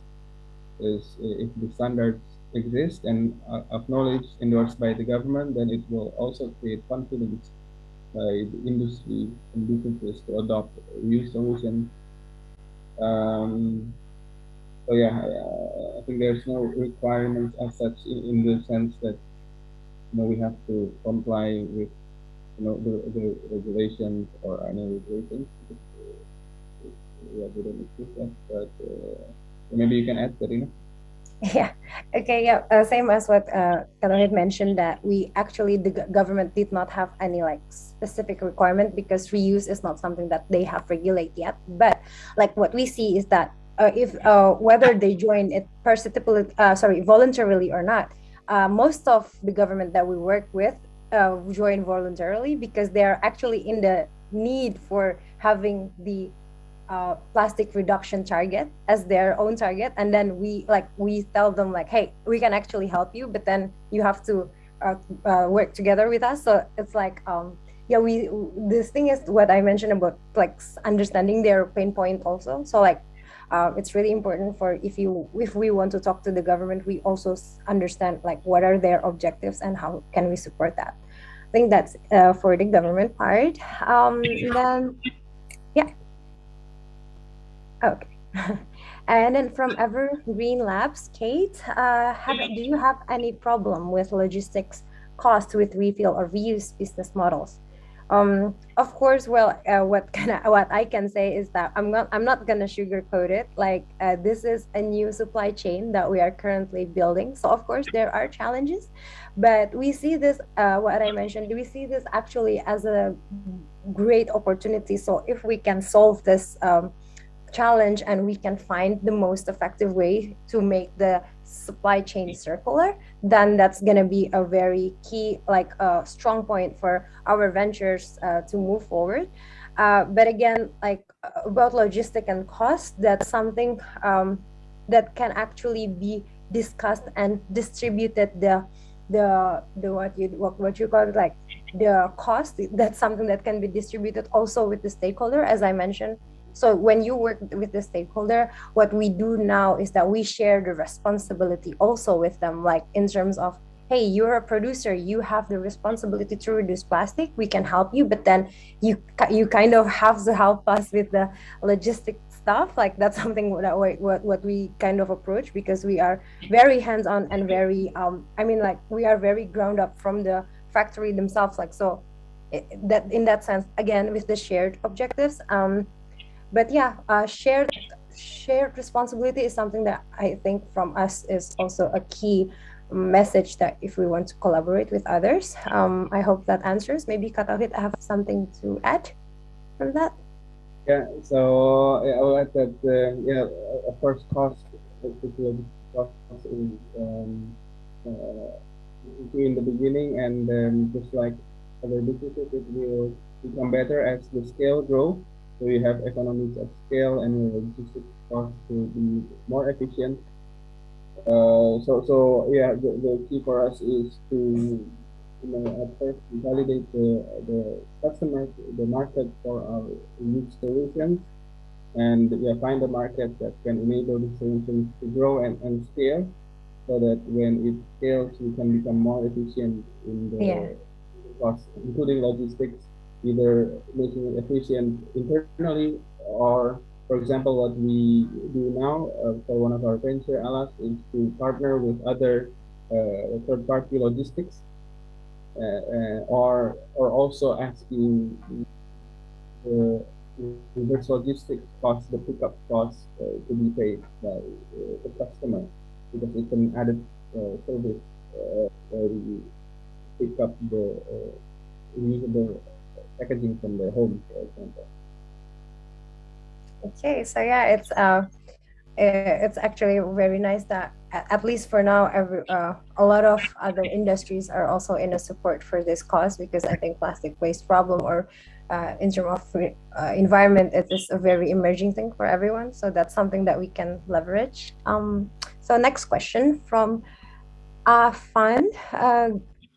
What solutions can help organizations and individuals with more flexibility to be able to better adapt plastic waste management?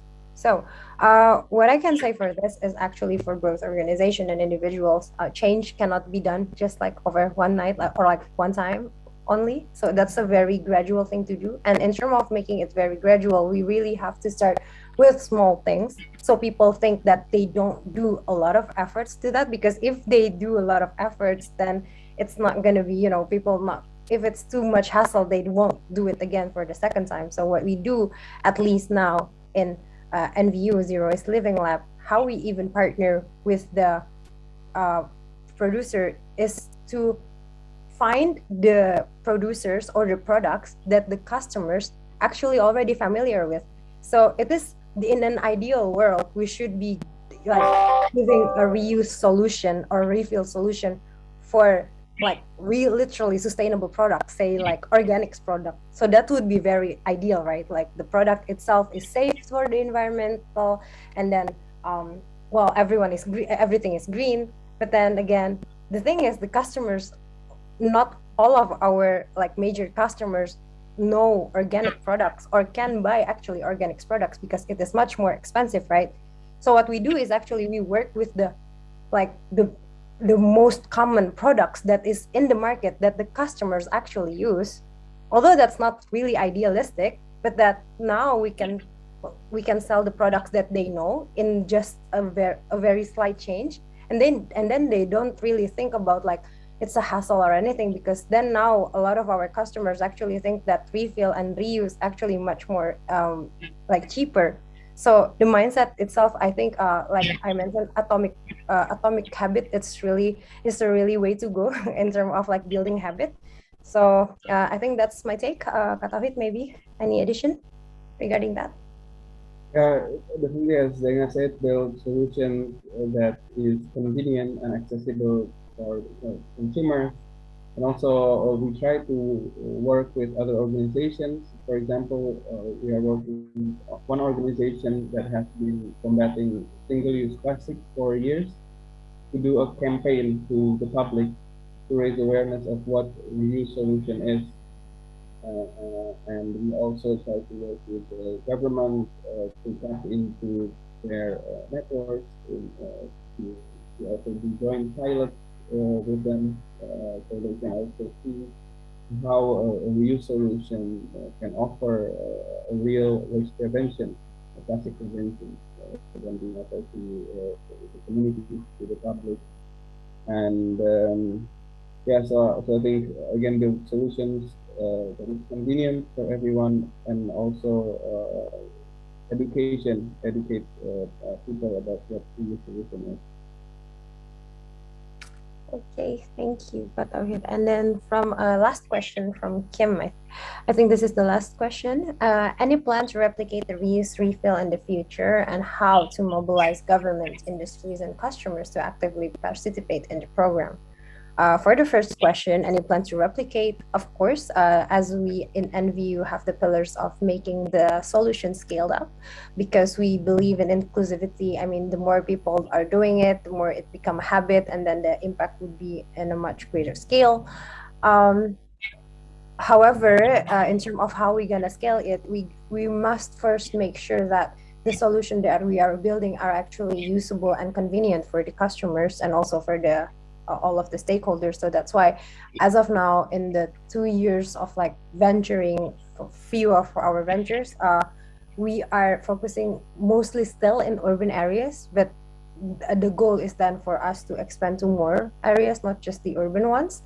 And then how to mobilize the government, industry, and customers to actively participate in the program is that of course, we first came in with them with the narrative of, hey, let's save the planet together, solve the plastic waste together. That's the first narrative that we talk to them. But how we going to engage with them is actually we prove that this business model, this solution is actually profitable and actually fitting with your current objective. So there's no chance for you to just go back to the singular supply chain or the usual business that you do that is actually not, it's not really good for the environment. So that's how we're gonna prove it to them. Like for the governments, a lot of time the governments, well, of course they have the goal of reducing plastic waste, but they do have like local government. They do also have like a goal to have their own local profit, right? Like we are now seeing potentials on how can we add profit to the government, monthly, what do you call it, like monthly profit. Like that's something that we are currently tweaking and currently working with the government also. And for industries, of course, we are in the process of like validating like circular economy, like circular things that our ventures are doing are profitable. So for the industries, the industry's goal is to be profitable, right? So we match that objective with them too. And for customers, of course, as I mentioned, the adaptation is seamless, as in like it's so convenient, it's so better for them to use green products. They don't go back to using the old system again. So that's like how we aim and how we are currently striving as of now.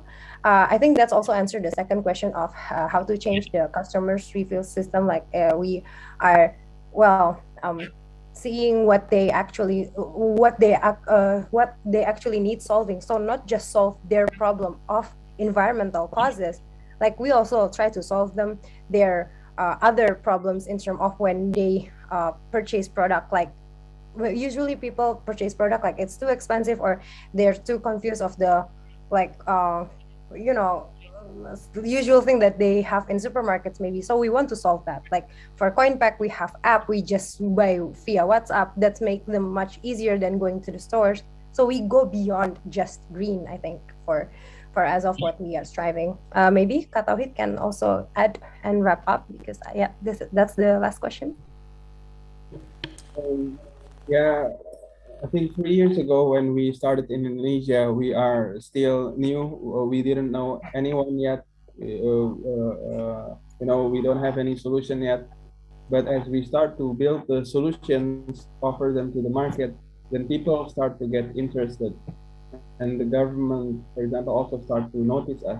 Other partners are interested, and when they chat with us, they know that we genuinely care about the problem of plastic. So then they are more open or willing to collaborate with us. But yeah, it all started by building the solutions, as Darina said, and from there share it as widely as possible from your social media channels to your connections, to partnerships, and as the momentum is there, globally plastics has been an issue. I'm sure that the other partners will also come and willing to collaborate with you. Okay, thank you very much for the Q&A session. We'll move on to the next presenter. Xin giới thiệu tất cả quý vị đại biểu. Diễn giả tiếp theo, ông Nguyễn Hữu Nhân từ Đại.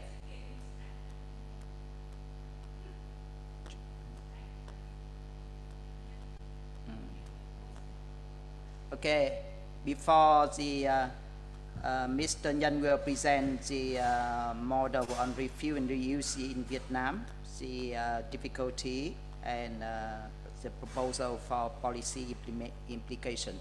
We invite all of you to be turn on your camera so that we can take a photo section for the conference today. Okay, please everyone, turn on your camera.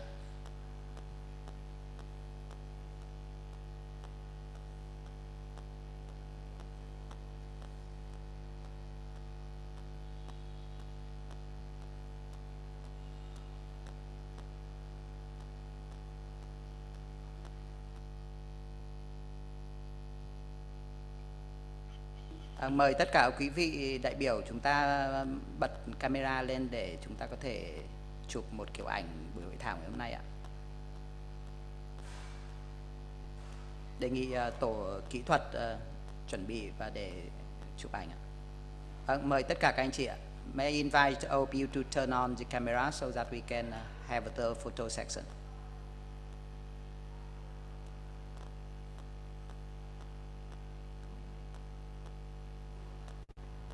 Okay, thank you everyone.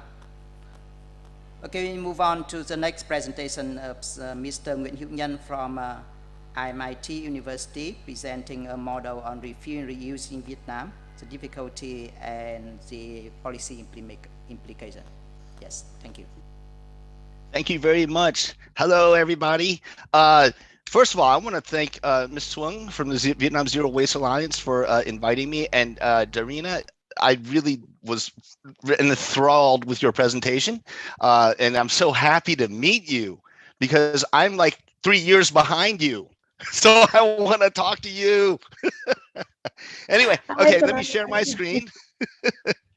Oh, fantastic. It's really great. Hold on, let me share my screen here. There we go. So I'm going to talk to you guys about my refill project, which is actually very, very similar to what Darina has just introduced. So hopefully I can add to the conversation. First, today I'm going to talk a little bit about my background. Then I'll talk about refill, what we're doing, and it's very much a very micro view of what's being discussed today. So overview, successes, challenges that we're having, and then also just some recommendations. First of all, that's me from a long time ago. That's me as a hippie in university. And if you don't believe that's me, look. Okay, so I grew up in the United States. I was a hippie way back in the day, and I always loved the environment. I moved to Vietnam, and now actually I'm also a teacher at RMIT University. So you have the hippie me doing refill, and then you have the teacher me. So today's presentation will come from both of these perspectives. In my past projects, I've done a lot of work in the environment here in Vietnam, mostly NGO work and nonprofit groups. And part of my journey, and actually this is very new, I've been moving towards upstream. And what do I mean by that? You guys are all familiar with this. You have upstream innovation and you have downstream innovation. And just, I love this picture, and I always like to share this picture so that we kind of have an understanding what's happening. You have your upstream, which is just the production of all this plastic that's going out there. It's like turning the faucet on and leaving it running. And then you have downstream, people who are trying to clean up the mess. And the thing about refill and reuse, it really is about the upstream. And actually, we need both. We need both downstream and upstream. So for me, this is sort of where my journey's taken me. I look back at all these projects I've done, and I used to just focus on downstream. Refill is much more of an upstream thing. So here's a quick overview of refill. You guys get the idea. All right. I mean, and this photo is exactly what we do. We basically refill used bottles. Okay. Where did we start? We started RMIT University in 2020. It was just an idea that I had. And then when I won that competition and went on to the UNDP Ending Plastic Pollution Innovation Challenge, and we won that, this became very real for us. And actually, because of the UNDP competition, we actually had some funding to start the idea of refill. So what are our key success criteria? And this is going to resonate with what a lot of Darina said earlier. There are other refill operations in Vietnam, but what we try and do is we want to be more convenient. Okay, we want to use well-known brands that customers already use. We want customers to just change how they buy, not what they buy, because it's really hard to change that. We have been very lucky. We've gotten great support from government groups. And also, because raising awareness is such a big part of my history, it's a big part of what we're doing at Refill. Now, let me go a little bit into more detail. Convenience, okay, or accessibility, as Darina said before. We have little shops that we're opening in conjunction with the Women's Union. Of course, we're working with an online store on Facebook. We've been doing it and actually have had a lot of success with it. And then, of course, we want to deliver to the home to make it easier for our customers.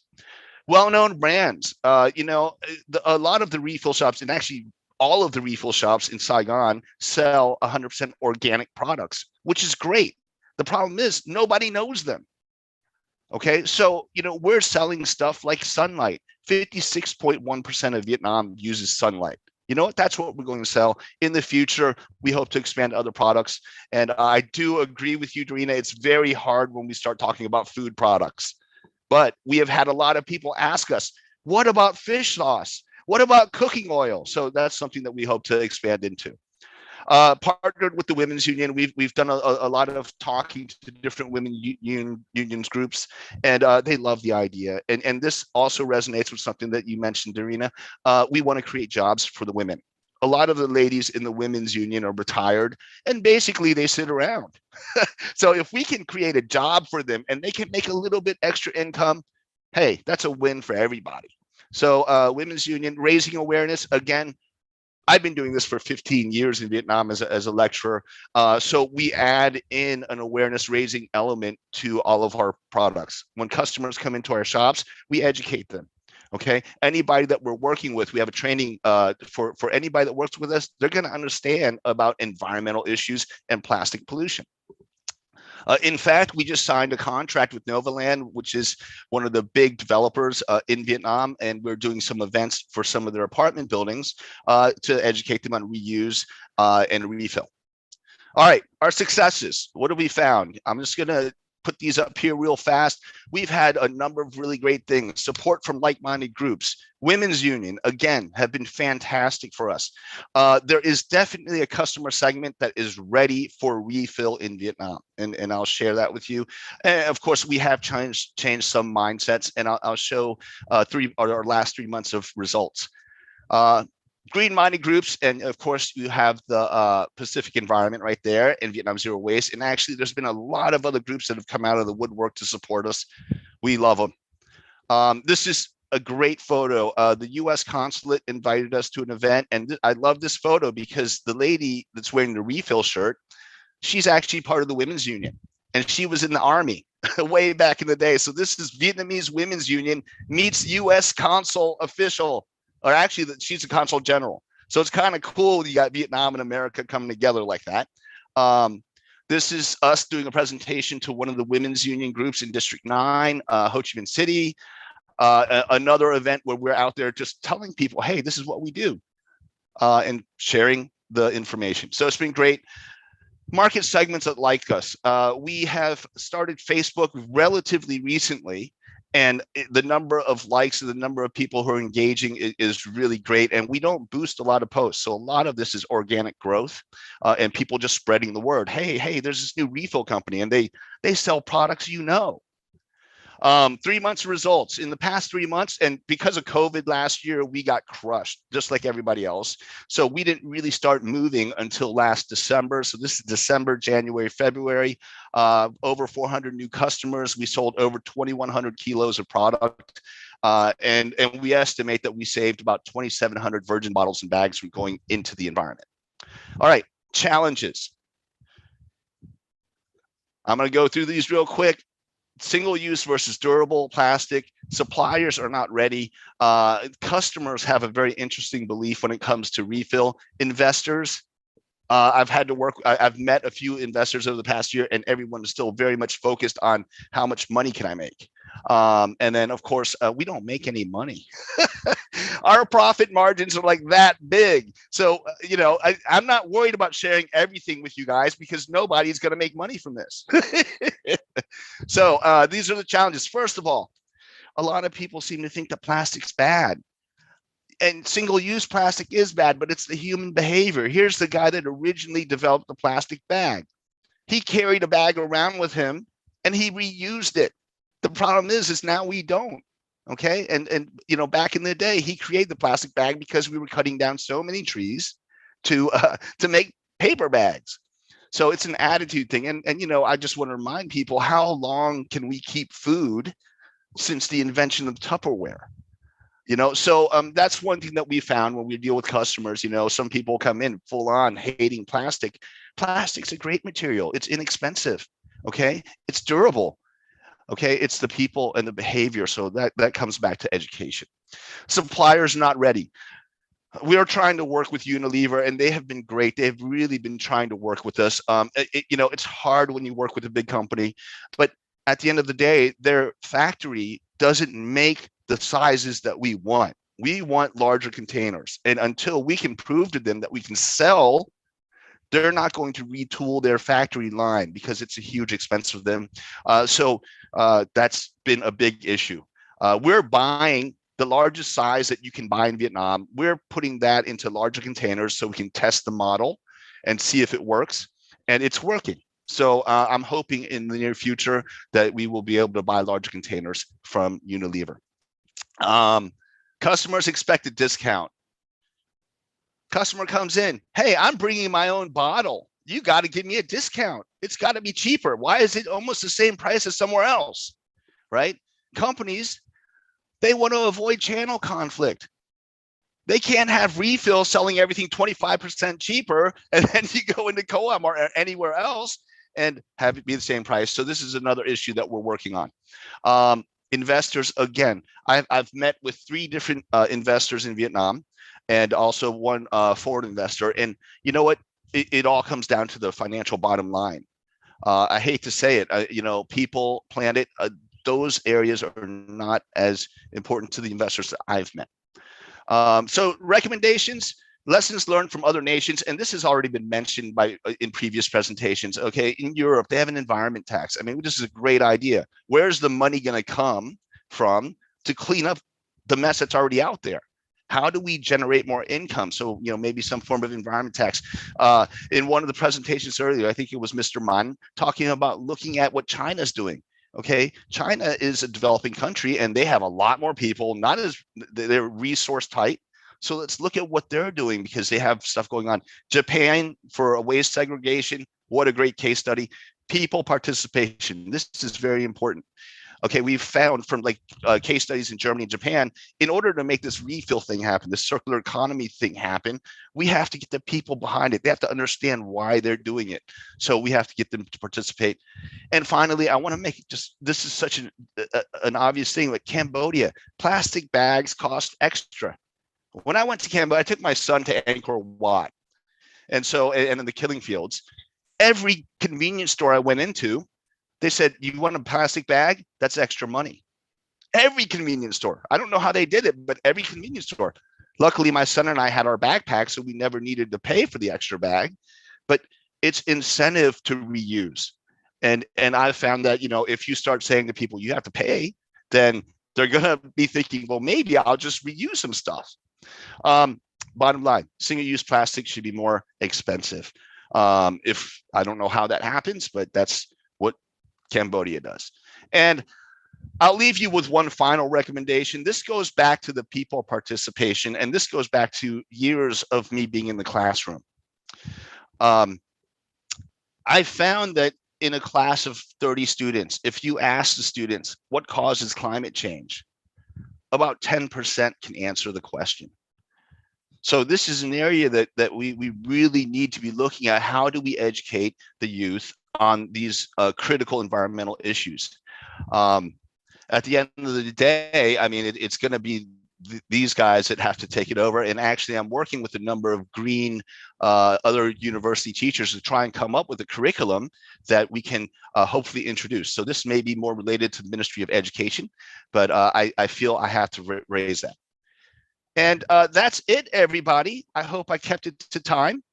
There's my email address. And also, if you want to shoot that QR code, you can like us on Facebook. Thank you.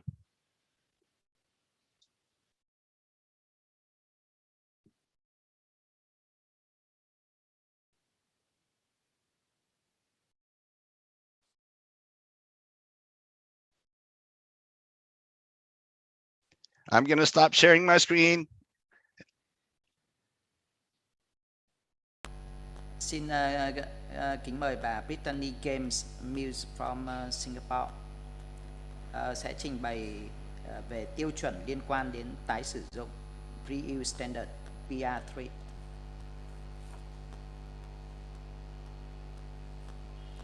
Okay, may I invite Miss Brittany James Mills from Singapore will present on the Reuse Standard PR3.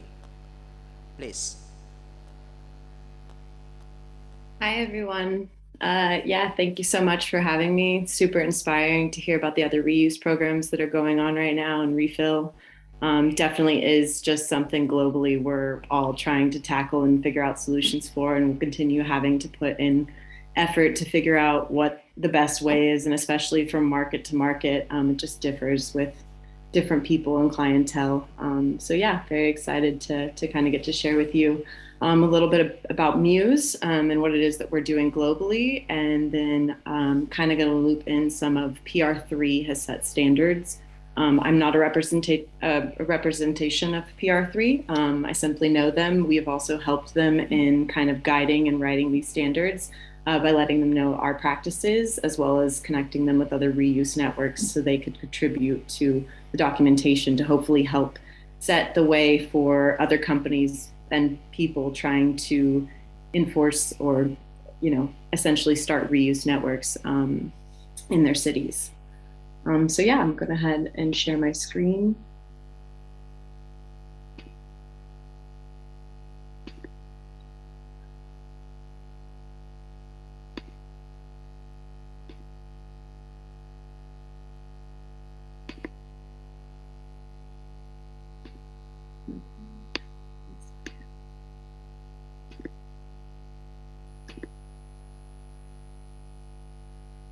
Okay, so it should be up here. Yeah, so Muse, what we're trying to do is enable reusable packaging for multiple use. The concept is actually kind of simple when you think about it. We've definitely done this here in America. I'm based in California. milkman model. Way back in the day, this was something that was very standard for a milkman to come to your house, bring you milk in a reusable glass jar. You would leave your old ones out, and then he'd collect that back. They'd take them to be washed, and then they end up getting refilled. So not a new concept, but definitely something that has changed over time, especially with the introduction of single-use plastic packaging, water bottles being a big source of that from my personal point of view.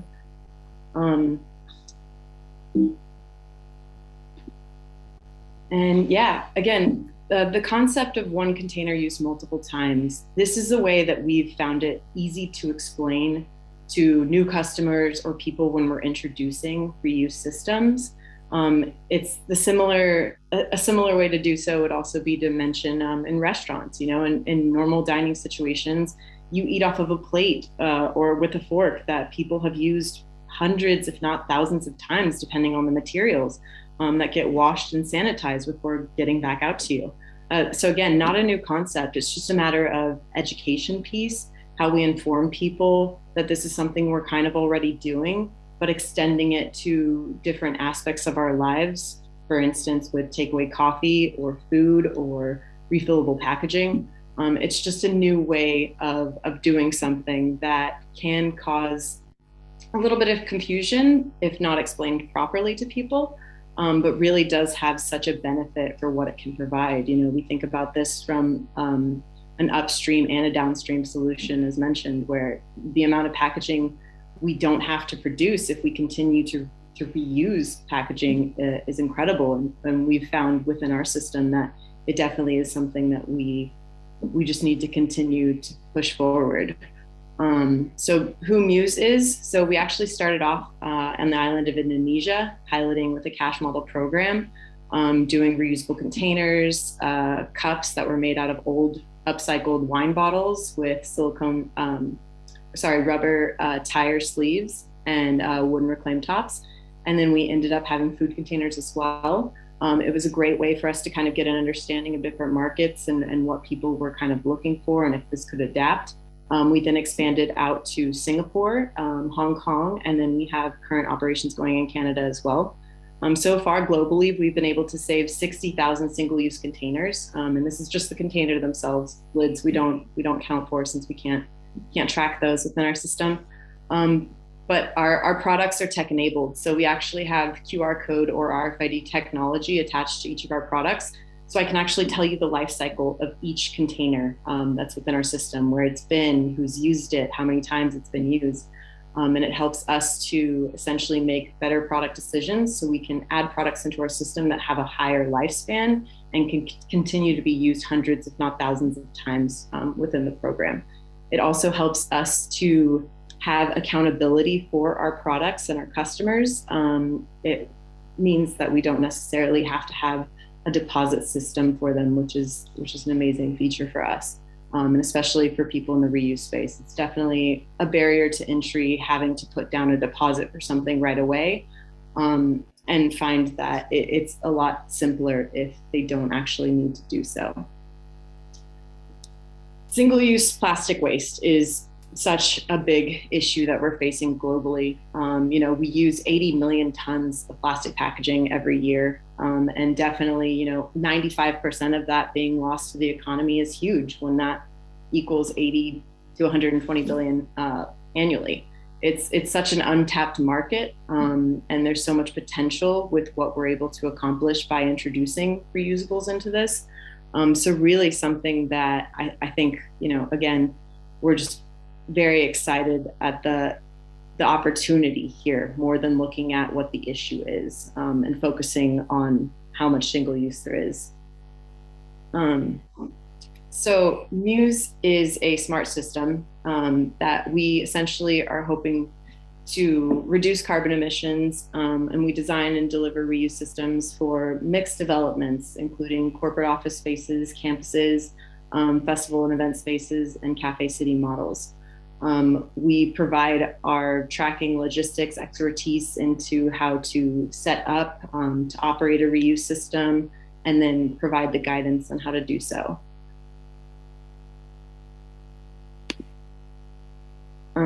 This is the general kind of understanding of just how our system works and generally reuse systems in general. You know, a customer comes in, they request their food to be packaged in a reusable container.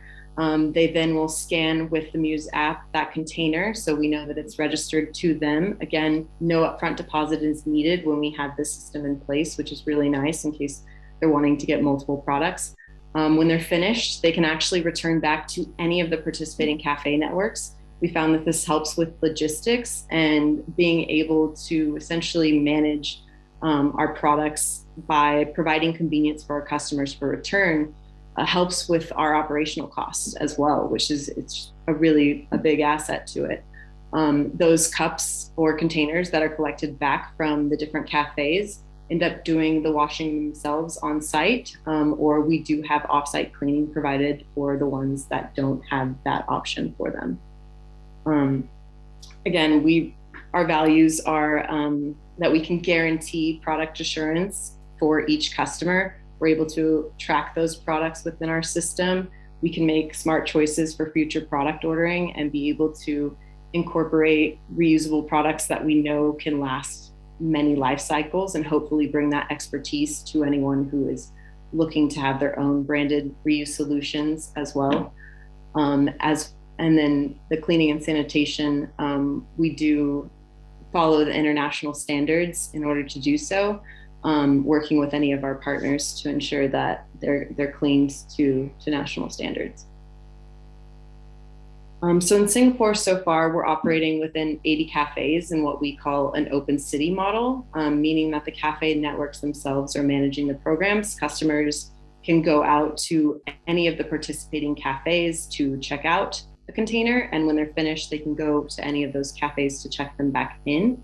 We've also recently launched a pilot project with Starbucks at the university campus space in 3 of their locations, providing the Muse technology on the Starbucks products that are within the Muse system. So a Starbucks customer would go to check out a reusable container using the Muse application.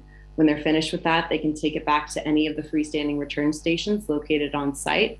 They just have to drop it in. Our collections team will go around and collect all of those cups back to be taken to be washed. We check them back in for all of our customers, and then we actually reallocate them back to the cafes for reuse. It allows us the opportunity, again, with Starbucks to track the container cycles within our system. So we know that they're designed for 30 uses for their polypropylene container. And we can actually go into our system to let us know when the 30th application has been hit so we can remove it from the system so we can properly recycle those products at the end of life, which is another aspect that's really big within our system that we're wanting to make sure that we're taking accountability for our products at the end of their life. And Muse, we did receive a grant from the Singapore government to help pilot a reuse program within some of the food centers there. We see this as a really big opportunity on how we can scale, especially with the local economies in food centers, malls, shopping courts, and just be able to expand this out kind of across Singapore.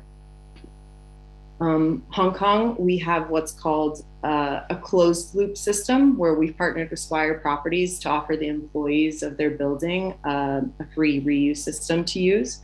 We have it within 9 of their vendors, and they also have freestanding return stations on site, so they can go and check out a cup from the barista, and when they're done, just return it back to any of the manned stations. We also have the on-site washing for this process, which helps with our carbon footprint, which we find to also be a really big piece in helping to save finances. If we can actually have most of the logistics managed in-house, have the cleaning in-house, it reduces our carbon footprint, and it'll also help with just managing the logistics in a convenient way. And in Canada, we provide reusable products in restaurants, cafes, farmers markets, and some of the zero waste grocery stores. The reason I mention this is because within each of the markets, we've definitely found Asia and North America to be a bit different with the customer bases. I would say that in Asia, what we've found is the closed loop system is actually a really great system to get people to adapt to reuse and get an understanding of it and kind of get them familiar with it. Because they're normally, they work in the building, they go down, they have the routine. If they can have time to adjust to it, it makes it easier for them, which is very helpful. And you just build it into part of their routine. Whereas with the open city model, we've definitely found that it is a lot more sustainably driven individuals who are coming and seeking this alternative, which is great. But we do also want to just try and open up the market to other individuals as well, besides sustainably driven customers. And in Canada, we recently launched an at-home collection service as well, which will kind of tie in with the PR3 standards. We find this to be another way of testing to see how we can make it more convenient for customers to return their products back. The way it works is we've partnered with a few of the zero waste grocery stores and 2 other reuse companies to collect back their containers as well. If we have a shared system, this can help benefit all of us as companies because there's accountability for products coming back within a timely manner. We can share some of the costs of doing the collections and the assortment, and find that this collective pool is ultimately how we built out the infrastructure to run it as a city municipal program, where we see collection bins being outside in the city, kind of same way as trash cans or recycle bins would be, which is ultimately how we can see this scaling and just being the most profitable for all of us. In Canada as well, it does help that they have a lot of regulations coming into place this next couple of years, banning single-use plastics, certain types of plastics like black plastics, for example, and kind of limiting some of the options available, as well as incorporating an extended producer responsibility. So that way it just isn't necessarily an option for people anymore. And we start phasing this out with different alternatives. So PR3 has created a set of standards, again, as mentioned, that they have collected from other reuse systems, including ourselves, to try and help be able to scale reuse. It goes over, the details of how you can set up universal collections. It goes through washing practices and just basically highlights all of the different touch points that the reuse system would need in order to thrive. We have put their standards into practice with our system by having a shared collection bin.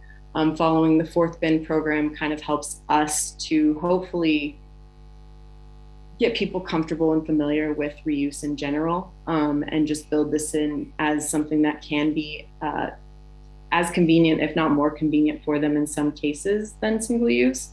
We find that if we do share some of these infrastructures, it can be competitive landscape, but also this is such a big market space and so many different consumers have different choices of what it is that they are wanting, that really there's just enough opportunity for all of us to kind of share the infrastructure. And again, if we can build this out to a citywide system, that's what we would be looking for. To have a collection center that everyone can go to. They can sort their products, wash them, take them back out for redistribution, and just have it run as a city municipal program. We see a lot of benefit in that and are really looking forward to being able to hopefully help inspire this movement in Canada. So yeah, that's all my slides. I appreciate you so much for having me, and I am looking forward to answering any questions that anyone may have.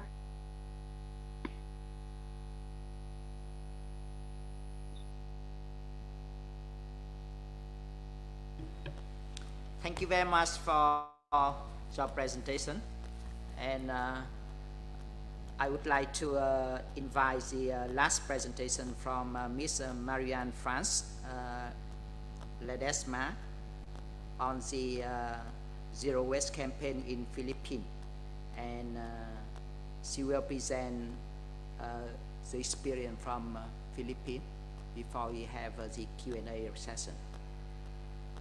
May I invite Miss Marianne Francis. Hello.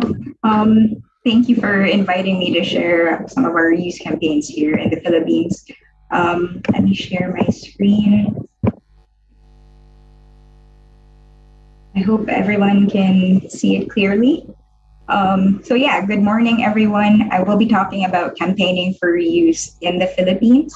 Now, reuse campaigns globally have been very exciting these past few years. As more people become interested and supportive, we see more innovations like what we saw earlier with Muse, and more businesses are getting involved in adopting reuse and refill innovations. So in any campaign, we do have to convey to stakeholders why this issue is important or why we need to do this. So why reuse? Well, the plastic pollution crisis really needs to be addressed at the source. You heard earlier about upstream and downstream solutions, and really we need upstream solutions like reuse because the entire life cycle of plastic has so many negative effects. We have environmental justice issues, health threats, and negative impacts on our food, our livelihoods, our climate, and they all occur throughout the life cycle of plastic. And the problems really start at the very beginning. So it's vital that we also have solutions that can sort of cut that negative flow very early on. So we really have to tackle the plastic crisis from its roots. And as we know, upstream solutions, they address the plastic pollution crisis well before environmental, social, and health problems can be created. By reducing or stopping the use and production of plastics through examples like reuse, we can avoid processes that produce pollution or cause environmental and social injustices. And that's really the message that we try to hammer home to our audiences, to our supporters, to our volunteers. And there are two ways that we have been campaigning about. Upstream solutions for plastic pollution can be in the form of strong policies that ban, regulate, or curb plastic production and use. Other upstream solutions are about redesigning systems and our business models. So there are two ways that we see we can normalize the concept of reuse again. I say again because we've already had reuse in our cultures, our traditions, well before sachets or plastic bottles became common. I think all over the world, before plastic was introduced, we were already practicing reuse and refill. We had drinks in glass bottles that were returned to companies. We brought reusable bags or baskets to our markets. In the Philippines, we have this term called tingi culture. And basically, it's just buying items or products in small volumes each time. So we just brought refilling containers to the stores. Now, our tingi culture, unfortunately, has been co-opted or manipulated by fast-moving consumer goods companies that package food in sachets. So the world now really needs to go back to reuse and refill. And the great thing is that the world is seeing a resurgence of reuse refill models from small to medium enterprises or organizations implementing these models. And even FMCGs or these big companies have quietly been testing reuse and refill, although not at the scale that the plastic crisis really needs. The first way that we see reuse happening is to have a really strong policy environment that makes reuse possible and easy. So examples of policies that you could campaign for and that we're campaigning for in the Philippines are getting establishments to allow customers to use their own containers, getting local governments and the national government to ban plastic bags and encourage use of reusables, Another form of policy would be getting national regulations to standardize packaging or bottles so that companies can easily interchange these containers. And this simplifies the recovery of used packaging from municipal waste management systems. This particular policy type is actually, you can actually see this in practice in South Korea, where they decided to standardize all of their soju bottles. And companies can just recover what bottles they need for the process without having to check if this is really their original bottle, because they're all the same. And then the second option for campaigning for reuse is to try to make reuse happen through redesigning the company's core business models, their products, or their delivery systems. So what we've noticed here in the Philippines, there are 4 main types for reuse systems, and this is also seen in other countries. And they're split into 2 categories. One's refill and one's about return. And then they can be different iterations or slightly altered versions of these, but these are the 4 main types. So with refill models, the customer owns the container and is responsible for cleaning them for each refill. Customers buy refills of products through deliveries or at a store. Then they fill their containers in their homes, or they can also opt to bring clean reusable packaging or containers to refilling or dispensing point inside a store. With return models, the business is the one that cleans and redistributes the containers. Consumers can get a product delivered to their home or their office, and they either swap the containers when the new products arrive, or the business picks up the used containers at a later date. So an example of that would be the Loop platform. There's also products that can be sold in reusable containers. Then the customers just return those containers to the store or at the drop-off point. And these deposit return schemes have been around for a really long time in many different countries. An example would be glass beverage bottles that are being returned to stores for use in soda manufacturing. So here are the examples of PH reuse campaigns. One is from an organization called Mother Earth Foundation. They have this zero waste store called 1-0. And it's a zero waste or bulk supply store in communities all over the Philippines. They're trying to slowly introduce these concepts to communities where traditionally they have been used to buying products in sachets at these what we call Sari stores. Another example of a reuse campaign here is the Zero Waste Sari stores, established by Philippine Reef and Rainforest Conservation Foundation. Sari stores are what Filipinos call small stores, where you can buy a range of household essentials that are usually sold in small volumes. And what Philippine Reef has done is to sort of take that model and redesign it so that it's now uses refill systems. They also have a program called Wala Usik Economy. Wala Usik in our one of our local languages means zero waste. And in this program, they support small to medium enterprises to transition away from plastic with different alternatives. So the program engages stores, vendors, and restaurants to go plastic free. And the third example, although there are many more, is from Greenpeace's Alternative Delivery Systems in Communities project. So this summer, Greenpeace Philippines plans to launch our project inside a partner city. And we want to introduce reuse and refill to Sari stores because we want to change existing business models and at the same time measure the amount of plastic waste that's being averted. We also decided to work with cities this time. We're getting local government units involved so that they can help be a part of creating livelihoods with less waste. And having them join can also make the process like permits or maybe certain logistics a lot easier and faster.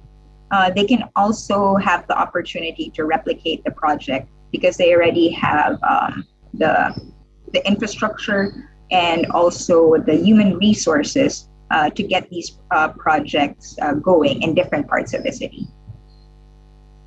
Now, prior to our community project, we also had a Reuse Revolution campaign back in 2019. So together with our volunteers and supporters, Greenpeace engaged companies big and small to try to adopt reuse policies or reuse reusables. Students and local schools engaged their favorite shops in their school areas to try to accept reusable containers. And you'll see examples of that later. We also had a zero waste disaster response. So Greenpeace Philippines, in partnership with local governments, community organizations, and even chefs, provided relief goods to evacuation centers after disasters or typhoons. And we also sent in fresh produce for community kitchens to cook instead of packaged products. So what we've noticed, and the reason behind this, is that recent disasters in the Philippines have really given local governments a problem in handling waste at evacuation centers. They receive a lot of relief goods that are packaged in plastic bags, that have plastic water bottles or sachets and packets. And this has caused a waste management problem in their disaster response. So what Greenpeace has done is to donate relief kits that have reusable spoons and forks, bowls, plates, and cups, which evacuees can use at those centers, and they can also bring them home. And it also serves as a sort of disaster kit in case something happens again in the future. They have these small kits that they can take with them when they have to move away from their homes. Now, campaigning for reuse really hasn't been easy. There's still a lot of misconceptions about it, also a lot of concerns, logistical challenges, and regulatory roadblocks. But along the way, we have learned a lot of lessons for our public campaigns and for our reuse projects in communities, and I'll be sharing some of them. So one of the challenges we faced was that many models we saw were maybe fit for different countries, maybe for more developed states that have better infrastructure. So you really have to look at a reuse campaign and localize it. So adjust to the local systems, the availability of supplies, what materials are commonly used, and also examine the modes of transaction in your community or in your country. And that's where you can figure out what kind of intervention would be most impactful.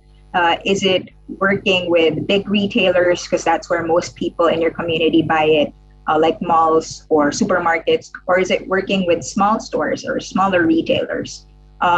Is it maybe changing the supply chain or the infrastructure in your area, making waste management better so that you can recover reusable products? Or maybe it's about changing policies, like your consumers or the people in your community are now ready for reuse, but you need policies and a good framework to really support reuse systems. So then you would focus on policies. Your campaign also has to be relatable. So what's familiar to people? And then you use these examples or you use these kinds of cases as part of your narrative. You want to use stories and examples that people are familiar with or that have been done in communities like their own, so they know that these solutions are doable and manageable. Another challenge that we saw for a time was getting consumers to choose reuse over this global, what we call a global crisis of convenience, getting people to move away from what they're usually more comfortable with. And I think one of the biggest things is really to make it relevant, show how plastic pollution affects them directly, and also how reuse can help them cut down on waste in their own communities or in their own households. So make it like really underline the benefit for them. And we also have to talk about how reuse applies to them either as consumers or business owners, because some people think that maybe reuse can't be done in their homes, or businesses may think that reuse doesn't particularly work for their product line or doesn't fit their business model. There's a picture there of a bakery that started to use native materials to deliver their breads and their cakes. And these woven baskets, woven bags are actually reusable. People can just return them or they can reuse them in their own households. In public campaigns, we also want to maximize trends. So if you're trying to get people to become more acquainted with reuse, we've started using trends and pop culture. So in the last quarter, Wordle was really popular. So we would use that in social media campaigns, trying to get people to guess that, what's the answer or what upstream solution can we do? It's reuse. And then people can relate to these trends. We've also, K-drama and K-pop's big in the Philippines. So we've also used memes from these shows and from these K-pop stars to get people to notice certain campaign pushes and certain content around reuse. So once people relate to it, they can get familiar with the concept, and it also invites them to learn more about these ideas on their own. And aside from, I guess, fighting misconceptions over inconvenience or pricing, another challenge is people's perception of costs. So in public campaigns, we can make reuse attractive by showing the benefits. So one company that sells reusable period products actually showed this infographic, and it underlined not only the lifetime or yearly savings that people get to switch to reusables, it also showed us health benefits. So in one price comparison platform here in the Philippines, they estimated that people can save up to 4,600 pesos every year. So that's about 2 million Vietnamese dong every year. And another thing you can do is to highlight health benefits. So with reusables, you have less exposure to single-use plastics, and that means less exposure to toxic additives in those plastics. And then another campaign that we've seen is from Gaia. Gaia decided to focus on the economic benefits of reuse. So here they show that redesign, reduction, and reuse have immense job growth potential. And this is something that you can talk to your policymakers or decision makers about when you try to sell the idea of reuse. It's that really, when in comparison to other more downstream solutions, you can see how redesigning systems or practicing reuse models can really benefit the job market. We've also noticed that in reuse campaigns, we have learned to demonstrate the diversity of reuse models. So when engaging certain companies, you can also give them a variety of options on how to rethink their business models or rethink the way they do business. It might be that they change their entire business model, or maybe they're just going to focus on their products to design their products in a certain way so that they use less packaging, or that they can be delivered to consumers in a different form that doesn't need packaging at all. Or it can also just be focusing on packaging alone and looking at changing it from plastic to more natural materials, or materials that won't add to residual waste. Our reuse campaigns have also tried to connect to current events and issues that are top of mind for the public. So at the height of the pandemic, in the Philippines, people started creating a community pantry where people just shared goods that or donated goods to a community stall or a community pantry. And anyone who needed help with their homes or needed supplies can get these items for free. So this is an example of, I think it's Happy Earth Eco Store, where they decided to give away some products, but they decided to do it with refill systems. So people just brought their own containers when they needed these essentials. This is also where the idea for disasters, a zero waste disaster response could connect to. And if you are considering reuse projects, it really is important to know what matters to prospective customers. A community assessment should be done so you know what consumers in your area prioritize and what they need. Is it certain products or brands that they're looking for? Is pricing and affordability important? So you have to make sure that your reuse project or your reuse business will have competitive prices. We've also noticed in our community assessment that time and convenience are very valuable to people or consumers. So we want to think about reducing the wait time for refills, also making the process as easy as possible for them to adopt it. And then you just have to design your reuse project around these preferences and priorities so that consumer buy-in is higher. And I guess the last thing would be really to show people that it can be done. So in the Reuse Revolution campaign, volunteers and supporters showed businesses that reusables can be part of the way they operate. And in the first picture, you'll see how, I think this is McDonald's, several fast food chains during the campaign, they accepted reusable containers from patrons. For them, it wasn't much of an effort and people were just bringing it in. And it shows that it is possible for them to adapt to these types of models. A Greenpeace volunteer also started this tumbler challenge in their school district, getting people to use reusable drink bottles. And the campaign was eventually replicated by our National Department of Education. So now teachers and students are encouraged to use reusables in schools. Some school districts have also initiated policies where school events no longer can use single-use plastics in any of their activities.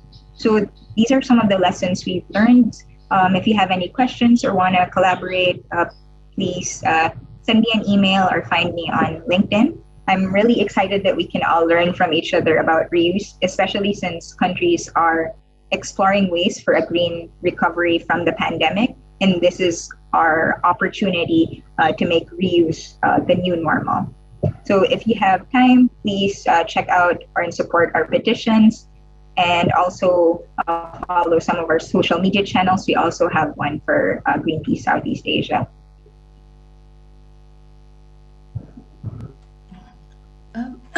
Vâng, xin cảm ơn các cái diễn giả và đã có những bài trình bày rất là thú vị và nhiều thông tin.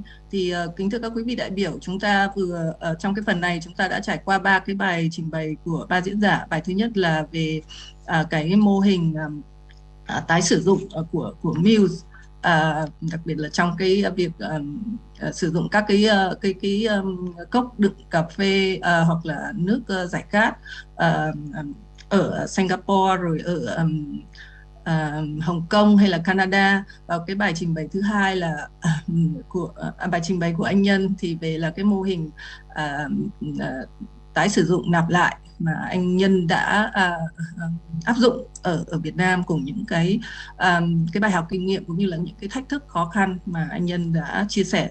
Cái bài cuối cùng là chúng ta đã được nghe về cái chiến dịch tăng cường cái tái sử dụng nạp lại ở Philippines, cái chiến lược rất là bài bản, đúng không? Có rất là nhiều những cái kỹ thuật ở trong đó, những cái hành động như là tăng cường cái nhận thức của người dân, thu hút khách hàng, và cái sử dụng các cái KOL hay là tạo ra những cái dịch vụ tái sử dụng mà nó phù hợp với cái điều kiện của địa phương, đáp ứng được khách hàng.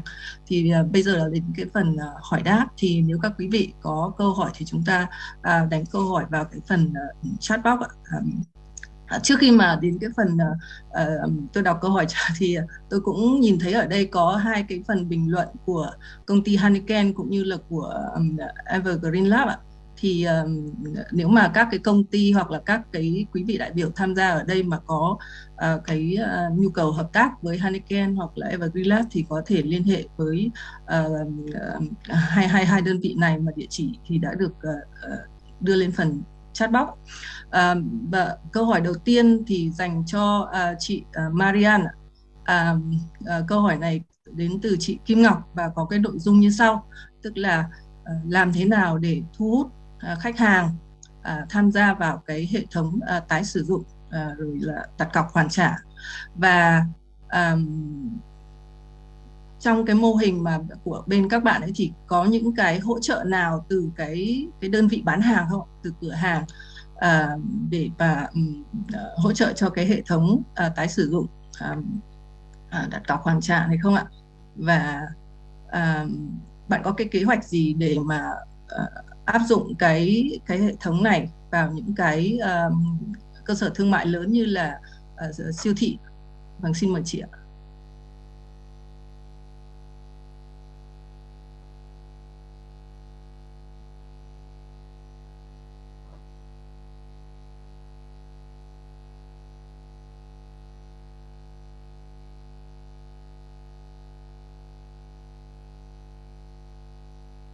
So, Maria, there's a question from Miss Kim Ngọc to you.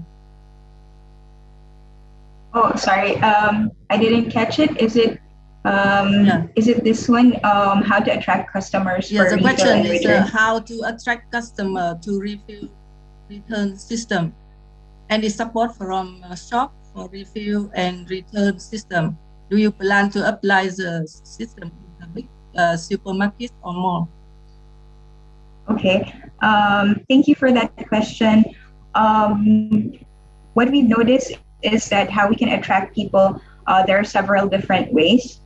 Some of the policies that have been suggested, for example, on a national level, has been to give discounts for people that are now using reusable containers and bags.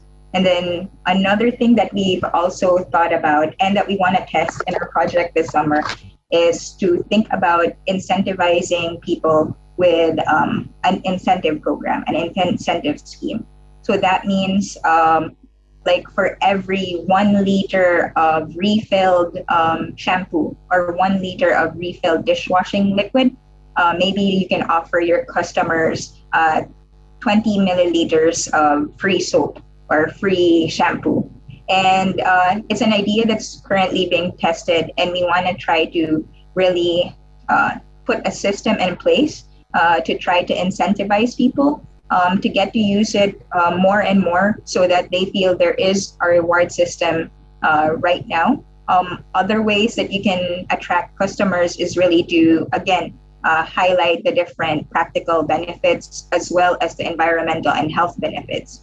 I think it's important that people realize that it's not just when you're doing reuse and refill, it's not just about you saving the environment or preventing plastic pollution. It's also about having savings for your household, or preventing health, like negative exposure to toxic chemicals in the plastics. So I think those are some of the ways that you can sort of make this idea attractive to customers. In terms of systems in the mall or supermarkets, in the Philippines, there are a lot of, there are more zero waste stores in malls and in supermarkets. That sort of contributed to the idea that it's not really for low income communities. So we do want to change that.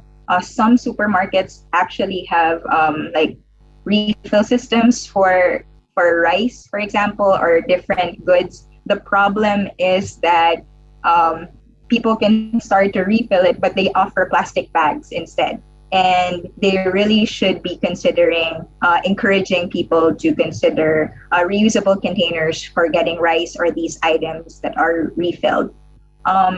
In malls, it's the same thing.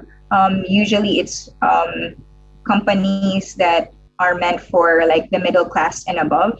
So that's why we decided to try to test refill in small stores, Sari stores, that are more common in low-income communities.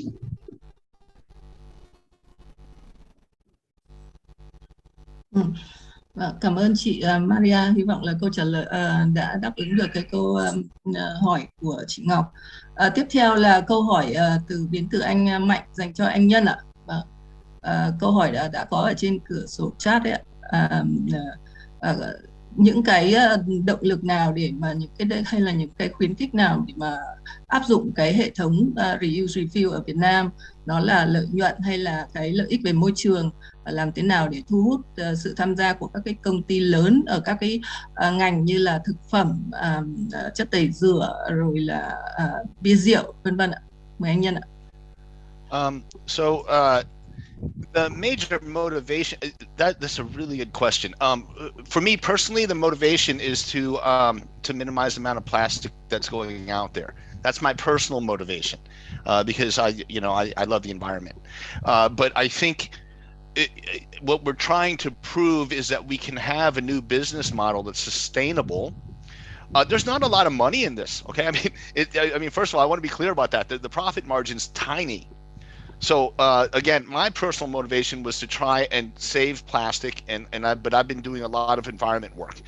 I think what we're trying to prove, though, is that we can have a business that gives jobs to retired women, that people can buy products at same price as normal products, save the environment, and we're trying to prove that all of that can work together. And I do want to make one other point. A lot of the investors that we talked to, they only looked at the financial bottom line. They didn't look at, well, if you save 2,000 tons of plastic from going into the environment, what's the overall cost to society that you have saved? Does that make sense? I mean, so we don't make a lot of money, but if we're able to take 2,000 pounds or tons or whatever of plastic out of the environment, how much money would it have cost to clean that plastic up? So, what we're hoping to do is show that this new model, this new way of working, it benefits society. And of course, we have to break even. I would love to be able to pay the staff that work for us higher than the average wage. And just to be clear, myself and a lot of the team at Refill, we don't take salaries. I mean, we're not in it for the profit. So from the personal side, it's let's try something new, let's do something better, and see if this model will work. And then to the second question, I hope that answers the first question. How do I attract the big companies? Well, Unilever was not that hard because they already talk about environmental things. They're PR and they really are trying to do a better job. But there are other companies that don't care. So Unilever was easy. I networked and I found some people and I went and I talked to them and they said, hey, that's great. Let's try and do it. I would love to get in and work with someone like Nissan. And so the way I've been doing it so far has just been networking to meet the right people in the company. And I will bring one other thing up, EPR. I mean, if there's ways to incentivize companies to look towards reuse and refill, and that's not my area of expertise, but if there was an incentive that said, hey, big companies, you guys need to moving in this direction, that might help a lot, because not everybody's like Unilever. I mean, not all companies, care to as much as Unilever does. I hope that answers your question.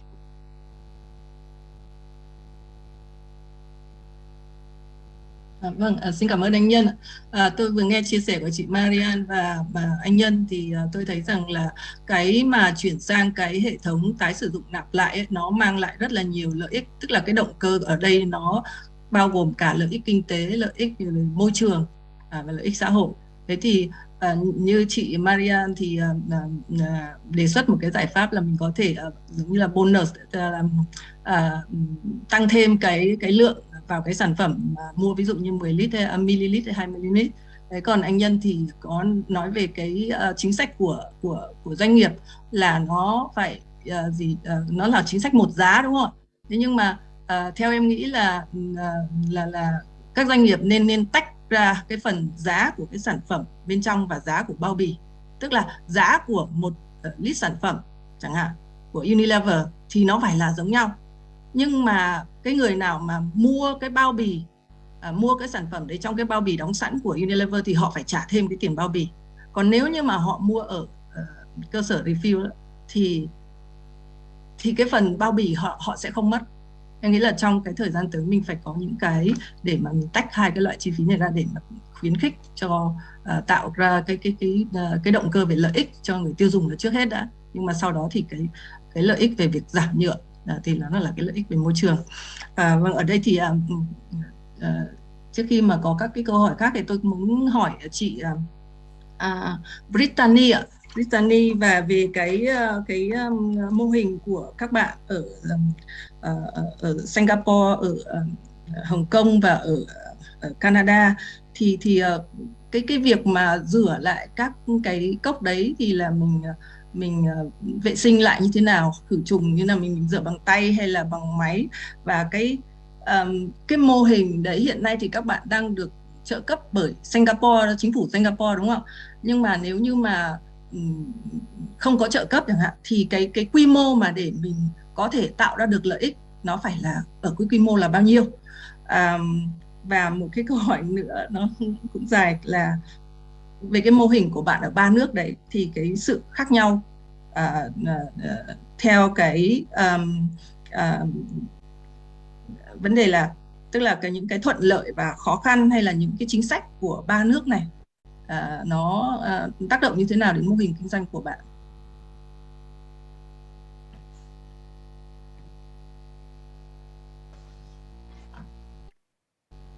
Yeah, great question. And they do all vary because they are very different places at the end of the day. So in Singapore, our cafes, they do the washing themselves in-house. This could be that they have a dishwasher or that they do the washing by hand. Again, it's all based off of the standards that are set by the Singaporean government of how they would need to wash their regular in-house dishware. It falls under that same category. It doesn't change for restaurant establishments. It's the same protocols. So we fall in line with that. For our Starbucks project, for example, we actually use a third-party washing partner to help us manage that process because it is larger volumes as well. And it's the logistic process where we're not able to do the washing on site just yet, but hope to be able to change that in the future if we do continue to expand after this pilot. And then in Hong Kong, we have a system set up to where we at first were doing the washing off-site, but looked to actually build that into a new system and transition that to be done on-site as a way to save cost, as well as environmental impact from not having to drive and reducing CO2 emissions that way. We found that it does reduce the cost drastically to help pay for some of that. And in this situation, we have a corporate partnership with Swire Properties, so they're helping to subsidize some of those costs there for that as well. And in Canada, similar system with the open city model where we do have the cafe partners washing. All of them have commercial dishwashers themselves, and that's the standard we've set due to COVID regulations being extremely intense there. So they need to have a high commercial heat dishwasher in order to participate in the program for now. We're hoping as COVID subsides, we'll be able to kind of transition back to hand washing or in that method, again, with regular regulations in Canadian government. But because of intense protocols, saw this as the best opportunity as we launched kind of during the midst of a pandemic, which was a bit intense of a time. But yeah, so they all kind of vary in those ways. In terms of scale, we definitely do see the program working a lot better at scale. And again, if we're able to loop in other reuse systems companies to help with this, it's a way that we could all benefit and share some of those costs. The reverse logistics being one of the highest costs, I think, for most companies operating. It's, again, how you get that cup to be cleaned, you essentially get it back out to the customer. And kind of the logistics aspect of that. We find that as we do start to scale, it would make sense to have a centralized operating facility where we are able to essentially store products, clean products, reallocate products back out, meaning for us personally, we have a tracking system. So we need to allocate products to certain cafes of where each one is going. So that way we can properly manage the inventory within our system at each of the cafes, making it convenient for back-end operations. And we find that we could do that process there, or again, have it easier for the customers to where they wouldn't have to check back in their product. We can manage that on the back end for them and do the returns for them. But see this as a big piece in how we can grow this. And essentially, if we're able to operate as, let's say, like a city recycling system does, where they come and they collect the recycling from everyone's households and take it back to a centralized facility to be sorted, there's no reason why they wouldn't be able to put bins out into common spaces for multiple reuse programs to use and to benefit from. That is, again, how we see this as a way to be able to reduce costs and overhead overall, especially when it comes to scale, is through a collective system. This is kind of touching base on some of PR3 standards and why they're recommending that we do it from this approach, because we do find that, again, like it's hard for profit margins. I think everyone is experiencing that, especially when you're trying to compare it to single use. There's just not a comparison there, which is why we are trying not to compare to single use. We're matching or at cost of compostables, and we are looking to, we charge our cafes a fee for participating within the program, so they get essentially they're paying for at or under cost of what it would be for compostables. And this is, again, a way for us to be able to generate some revenue from this through cafes. It's a hard transition, and there's still a lot of learning that we're doing in each of our markets, and they do vary with customers. For example, in Asia, we find that incentives and freebies and bonuses are the main drive for people. That is what they essentially are looking for to want to participate within the system. And the sustainability factor isn't necessarily there yet, and that's okay. It's just a matter of how we can implement this to just make the system start working. Whereas in Canada, we have sustainably driven people that would just do it because they're not necessarily getting a lot of discounts or value, but they're getting to reuse, and it's a provided bonus for them. And instead of having to haul around the reusables with them and have them filled and have it be an inconvenient process as well, or having to wash that themselves, because that's another aspect of the value of having reusables that can then be dropped off and washed by someone else. And I hope that answers your question. Cảm ơn Brittany. Tôi có thêm một câu hỏi nữa, tức là tôi muốn hỏi lại về cái vấn đề lúc trước tôi nghe là hình như là cái hệ thống của các bạn là không cần người tiêu dùng sử dụng, khi mà sử dụng cốc là họ không cần phải đặt cọc, đúng không ạ? Thế thì nếu mà không đặt cọc như thế thì các bạn làm thế nào để quản lý được cái số lượng cốc mà các bạn đã đưa ra thị trường? Và tôi nghĩ là ở đây nếu mà người tiêu dùng họ không tự giác bỏ vào các cái thùng thu gom cốc ấy, thì mình làm thế nào để mà theo dõi giám sát?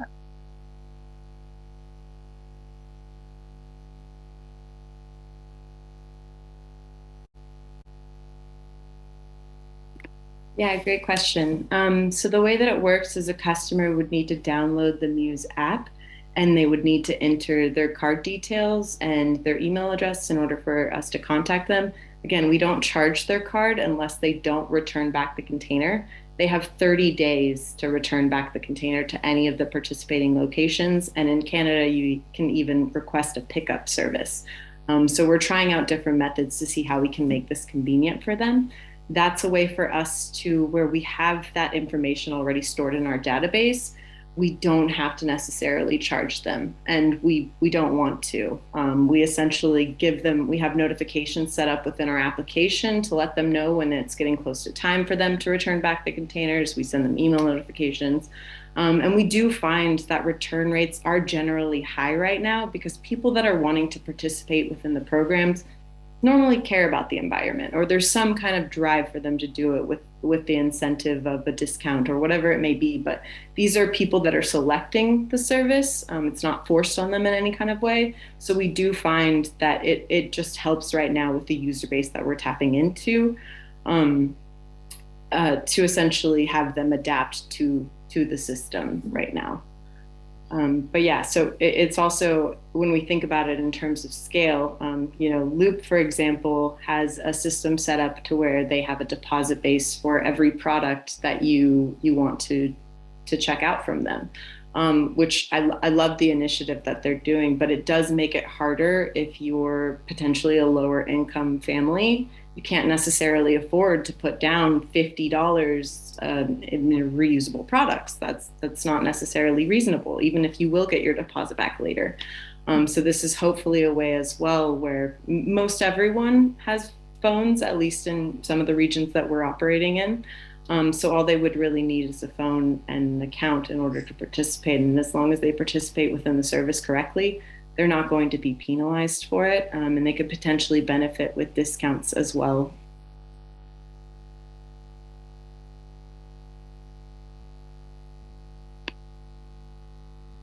I hope that answers your question.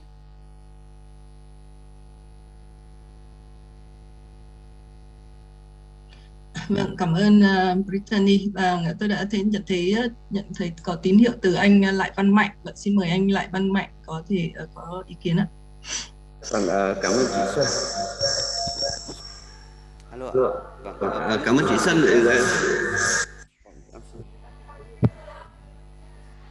Có thể có hai mic nhưng mà nó... Okay. Tôi cũng cảm ơn chị Xuân. Cảm ơn.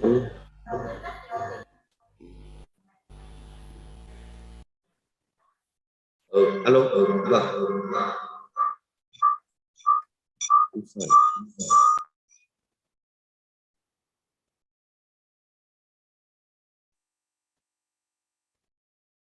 Mạnh ơi, không nghe thấy, có thể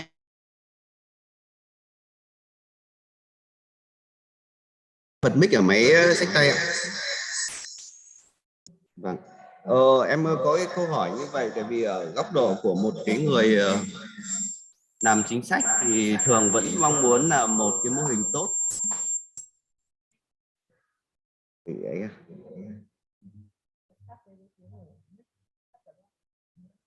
Alo.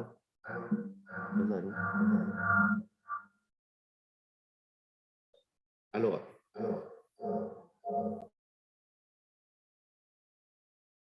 Alo luôn cái này ra đi. Rồi. Alo ạ.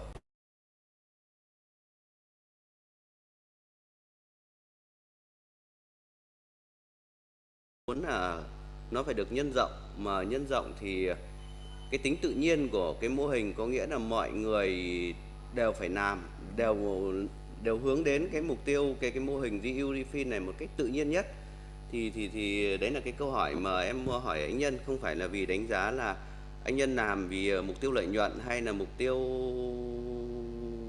môi trường. Tại vì cái mô hình của anh Nhân là một cái mô hình điểm, nhưng mà để nhân rộng ra thì làm thế nào để mọi người, tất cả xã hội đều có thể tham gia vào và đều lấy cái ý tưởng của mô hình Reusable để thực hiện một cách hiệu quả nhất. Em lấy ví dụ, cũng có đôi lúc em cũng suy nghĩ có cái năm 2012 khi mà sang Thụy Điển thì vô tình thấy đi dọc đường thấy một cái người phụ nữ rất đẹp, rất sang trọng, nhưng mà người ta sẵn sàng nhặt một cái vỏ chai để ngoài vệ đường. Đấy là một cái hình ảnh rất bình thường, nhưng mà làm thế nào để nó nhân rộng vào một cái đất nước như Việt Nam hoặc là các nước khác thì đấy là một cái mà em cũng trăn trở. Cũng có lúc đặt ra là hay là do là mục tiêu về lợi nhuận hay là mục tiêu về môi trường mà người ta làm cái việc đó. Thì đấy là cái mà em ở cái góc độ của người làm chính sách thì thường hay đặt ra cái câu hỏi như vậy. Thế thành ra là để anh Nhân có một cái chia sẻ để thấy dưới góc độ của em thì là một cái người làm nghiên cứu về kinh tế học, thì em cho rằng là nếu mà tất cả xã hội, những cái tập đoàn lớn như Unilever, như là Coca-Cola hay là các cái tập đoàn lớn mà hiện nay phân phối mà tham gia được vào sáng kiến về các cái mô hình này, tất nhiên là cái mô hình Reusable áp dụng vào lĩnh vực dầu gội đầu, lĩnh vực rượu, lĩnh vực bia nó sẽ phải khác nhau, nó phụ thuộc vào tính chất của cái mô hình đó. Nhưng mà làm thế nào để các cái doanh nghiệp đó họ tham gia vào đây họ vẫn đạt được cái mục tiêu là lợi nhuận của người ta vẫn đạt, nhưng cùng với đó là cái lượng chất thải thải ra ngoài môi trường nó giảm đi. Thì đấy là cái em vẫn mong muốn, và làm thế nào mà để những cái mô hình này, tại vì chúng ta làm thí điểm thì nó chỉ ở quy mô nhỏ thôi, nhưng mà để hình thành, để nó đưa vào thực sự thành cuộc sống và đạt được cái mục tiêu về môi trường, về kinh tế, thì em cho rằng là những cái mô hình như thế này là cần phải được truyền thông vào những cái tập đoàn lớn, những cái tập đoàn mà đang cung cấp những cái sản phẩm mà hầu hết các hộ gia đình ở Việt Nam đang triển khai. Thì đấy là cái mà cá nhân em cũng muốn chia sẻ cái suy nghĩ của cái người làm chính sách, vì nó muốn nó nhân rộng trên toàn quốc, chứ không phải là nó chỉ là 1-2 cái mô hình điểm. Vì chúng ta làm điểm xong thì không đủ cái nguồn lực để chúng ta nhân rộng ra, thì nó lại sau nó lại không hiệu quả và cuối cùng nó lại chết yểu. Đấy là cái chia sẻ của góc độ của em. Thì đấy là cái mà chia sẻ thêm một chút về cái bình luận, cái câu hỏi của anh Nhân thôi ạ. Thế còn đây là một cái mô hình rất hay. Cá nhân em thì khi mà nghiên cứu ấy thì cũng đã tìm hiểu các cái mô hình này, thì cũng thấy được rằng là ngoài những cái rào cản như anh Nhân nói về mặt chính sách như thế, bản thân những cái quy định liên quan đến hiện nay chúng ta muốn tái sử dụng lại một cái vỏ chai trong bối cảnh hiện nay không dễ. Tại vì sao ạ? Một cái chai rượu hiện nay rồi thì mỗi một cái hãng khác nhau đóng một kiểu khác nhau, thậm chí là cái nút chai đó cũng không thể mở ra để sử dụng được, vì rượu bây giờ là dùng rượu nhỏ giọt, đúng không ạ?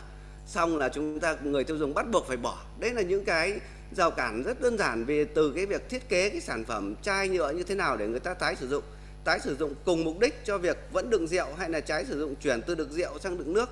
Đấy là một cái rào cản ở góc độ là quy chuẩn kỹ thuật của các cái sản phẩm như thế nào, và cái doanh nghiệp người ta có chấp nhận làm cái việc đó hay không, vì nó còn liên quan đến sở hữu trí tuệ, liên quan đến quyền sản phẩm của doanh nghiệp nữa. Thì thành ra đấy là những cái mà ở góc độ người làm chính sách thì em cũng chia sẻ. Tất nhiên là để đưa được cái này vào thì em nghĩ rằng là cần phải tiếp tục truyền thông, tiếp tục huy động được cái sự tham gia của các cái doanh nghiệp tham gia vào thì rất là tốt. Thế còn về lâu dài thì cũng về góc độ chính sách của quốc gia và chính sách quốc tế thì cũng có nhiều cái chúng ta sẽ phải từng bước một chúng ta phải hoàn thiện. Ví dụ như là tiêu chuẩn, quy cách của một cái sản phẩm, một cái chai, một cái vỏ nhựa như thế nào, thì đấy cũng là những cái mà đặt ra hiện nay. Đấy em cũng xin chia sẻ như vậy ạ.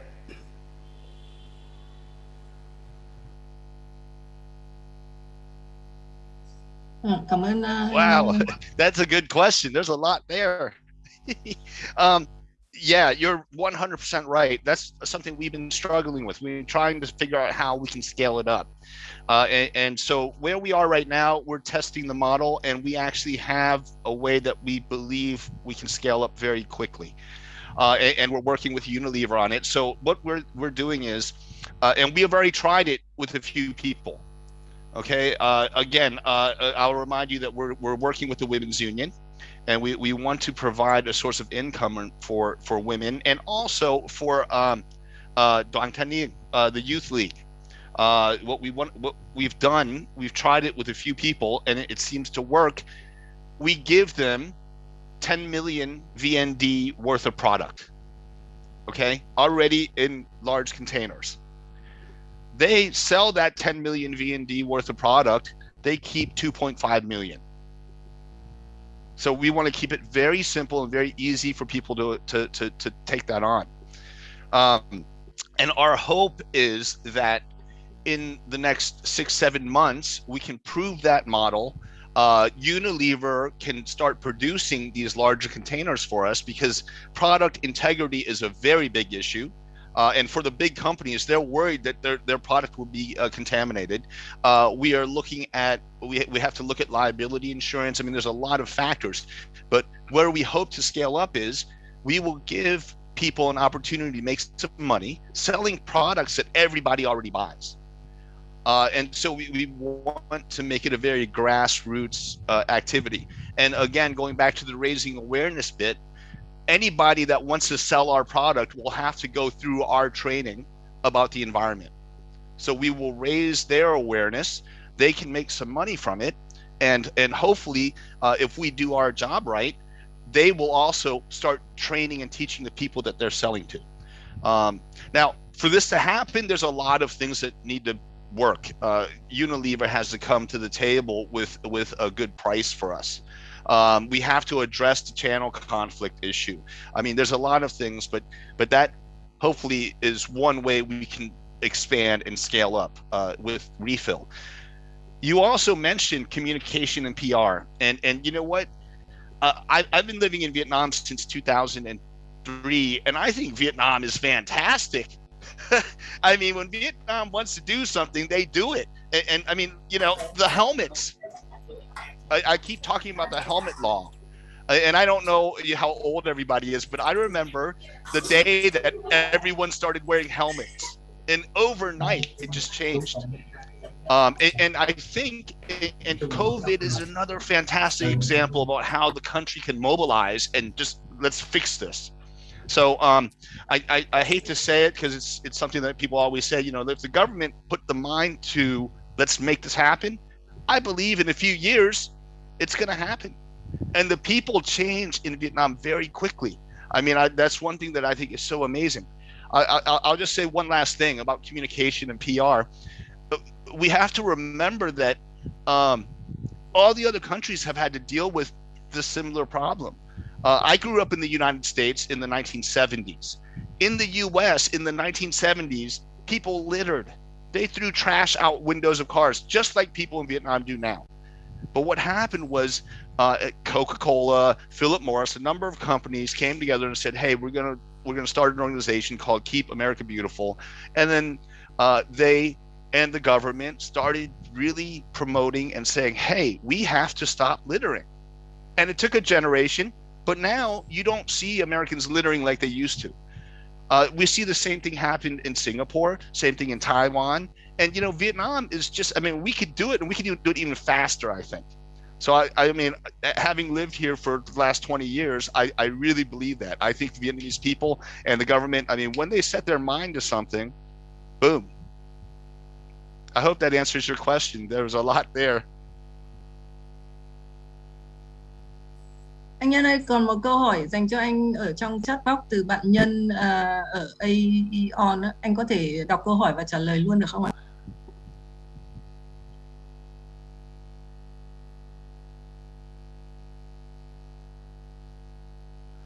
Yeah, that's a good question. Wow. Yeah, but I think you can do both.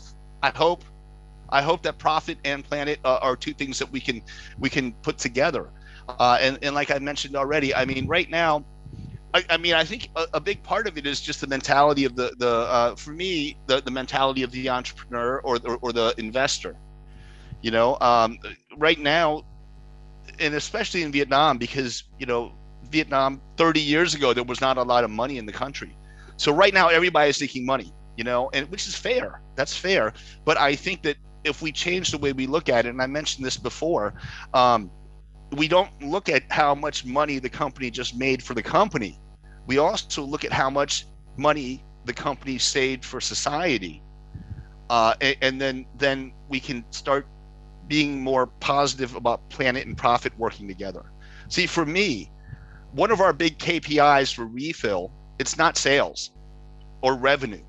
It's how much plastic did we save from going into the environment? And then I look at that as, okay, we saved this much plastic. That translates to a dollar figure that we saved for society. So if that's how I think of that. I don't think of profit for Refill the company. You know, I'm very lucky. I have a job at RMIT. I love teaching. You know, and I don't need to be a multimillionaire. Although, no, that would be nice. But, you know, so I have my full-time job and I do Refill as, hey, can we do this and prove that it can actually help society by bringing more money to the people who sell our products, which is the program I just mentioned, and also save plastic from going into the environment, which is then actually helping society with a cost. I hope that makes sense. I know that's very idealistic. You know, that's very probably not the most realistic thing, but you know, that's me. I'm a hippie.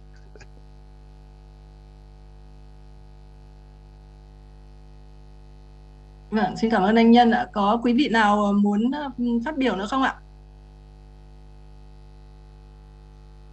Vâng, nếu mà không thì tôi xin phép có vài lời để chúng ta kết thúc cái buổi hội thảo ngày hôm nay. Vâng, kính thưa các quý vị đại biểu, như chúng ta đã biết là Việt Nam thì đã có, như anh Mạnh đã trình bày, cái hệ thống pháp luật về kinh tế tuần hoàn. Và cái định nghĩa về kinh tế tuần hoàn cũng đã cho thấy là ba cái tiêu chí mà chúng ta cần phải đáp ứng được, đó là tiết kiệm tài nguyên thiên nhiên, thứ hai là kéo dài vòng đời của sản phẩm, thứ ba là giảm cái tác động xấu tới môi trường. Thế thì chúng ta có thể thấy là cái mô hình tái sử dụng nạp lại này nó đáp ứng rất là cao đối với lại ba cái tiêu chí của kinh tế tuần hoàn. Và cái mô hình mà tái sử dụng nạp lại này thì nó không phải là mới. Bởi vì các anh chị 7X, 6X, 7X thì chúng ta quá quen với việc là cầm chai đi mua rượu, cầm chai đi mua mắm, mua dầu, đúng không ạ? Trong những năm trước năm 90. Thế thì bây giờ là cái lúc mà để chúng ta gọi là tiếp tục cái ý tưởng, cái việc mà chúng ta đã từng thực hành ở trong quá khứ, nhưng mà ở một cái quy mô lớn hơn, trong một cái bối cảnh nó khác hơn. Bởi vì hiện nay chúng ta đang sử dụng rất là nhiều cái đồ nhựa sử dụng một lần, và cái thói quen về sử dụng nhựa sử dụng một lần thì nó đã ăn rất là sâu vào trong cái nó đã trở thành một cái thói quen rất là khó từ bỏ, và nhưng mà nó không phải là không thể. Và hôm nay thì chúng ta đã được chia sẻ rất là nhiều những cái mô hình tái sử dụng nạp lại, cũng như là cái chiến dịch tăng cường tái sử dụng của các cái nước mà cũng có cái điều kiện tương đồng với lại Việt Nam, như là Philippines, Indonesia hay là Singapore. Thì chúng tôi rất là hy vọng là trong cái buổi hôm nay thì các quý vị đã có thể lĩnh hội được, tiếp thu được, hoặc là nắm được tất cả những cái kiến thức, cũng như là những cái bài học kinh nghiệm, những cái thông tin về làm thế nào để mà chúng ta áp dụng cái mô hình tái sử dụng nạp lại ở một cái quy mô lớn hơn trong cái ngành công nghiệp, trong cái nền kinh tế của chúng ta hiện nay.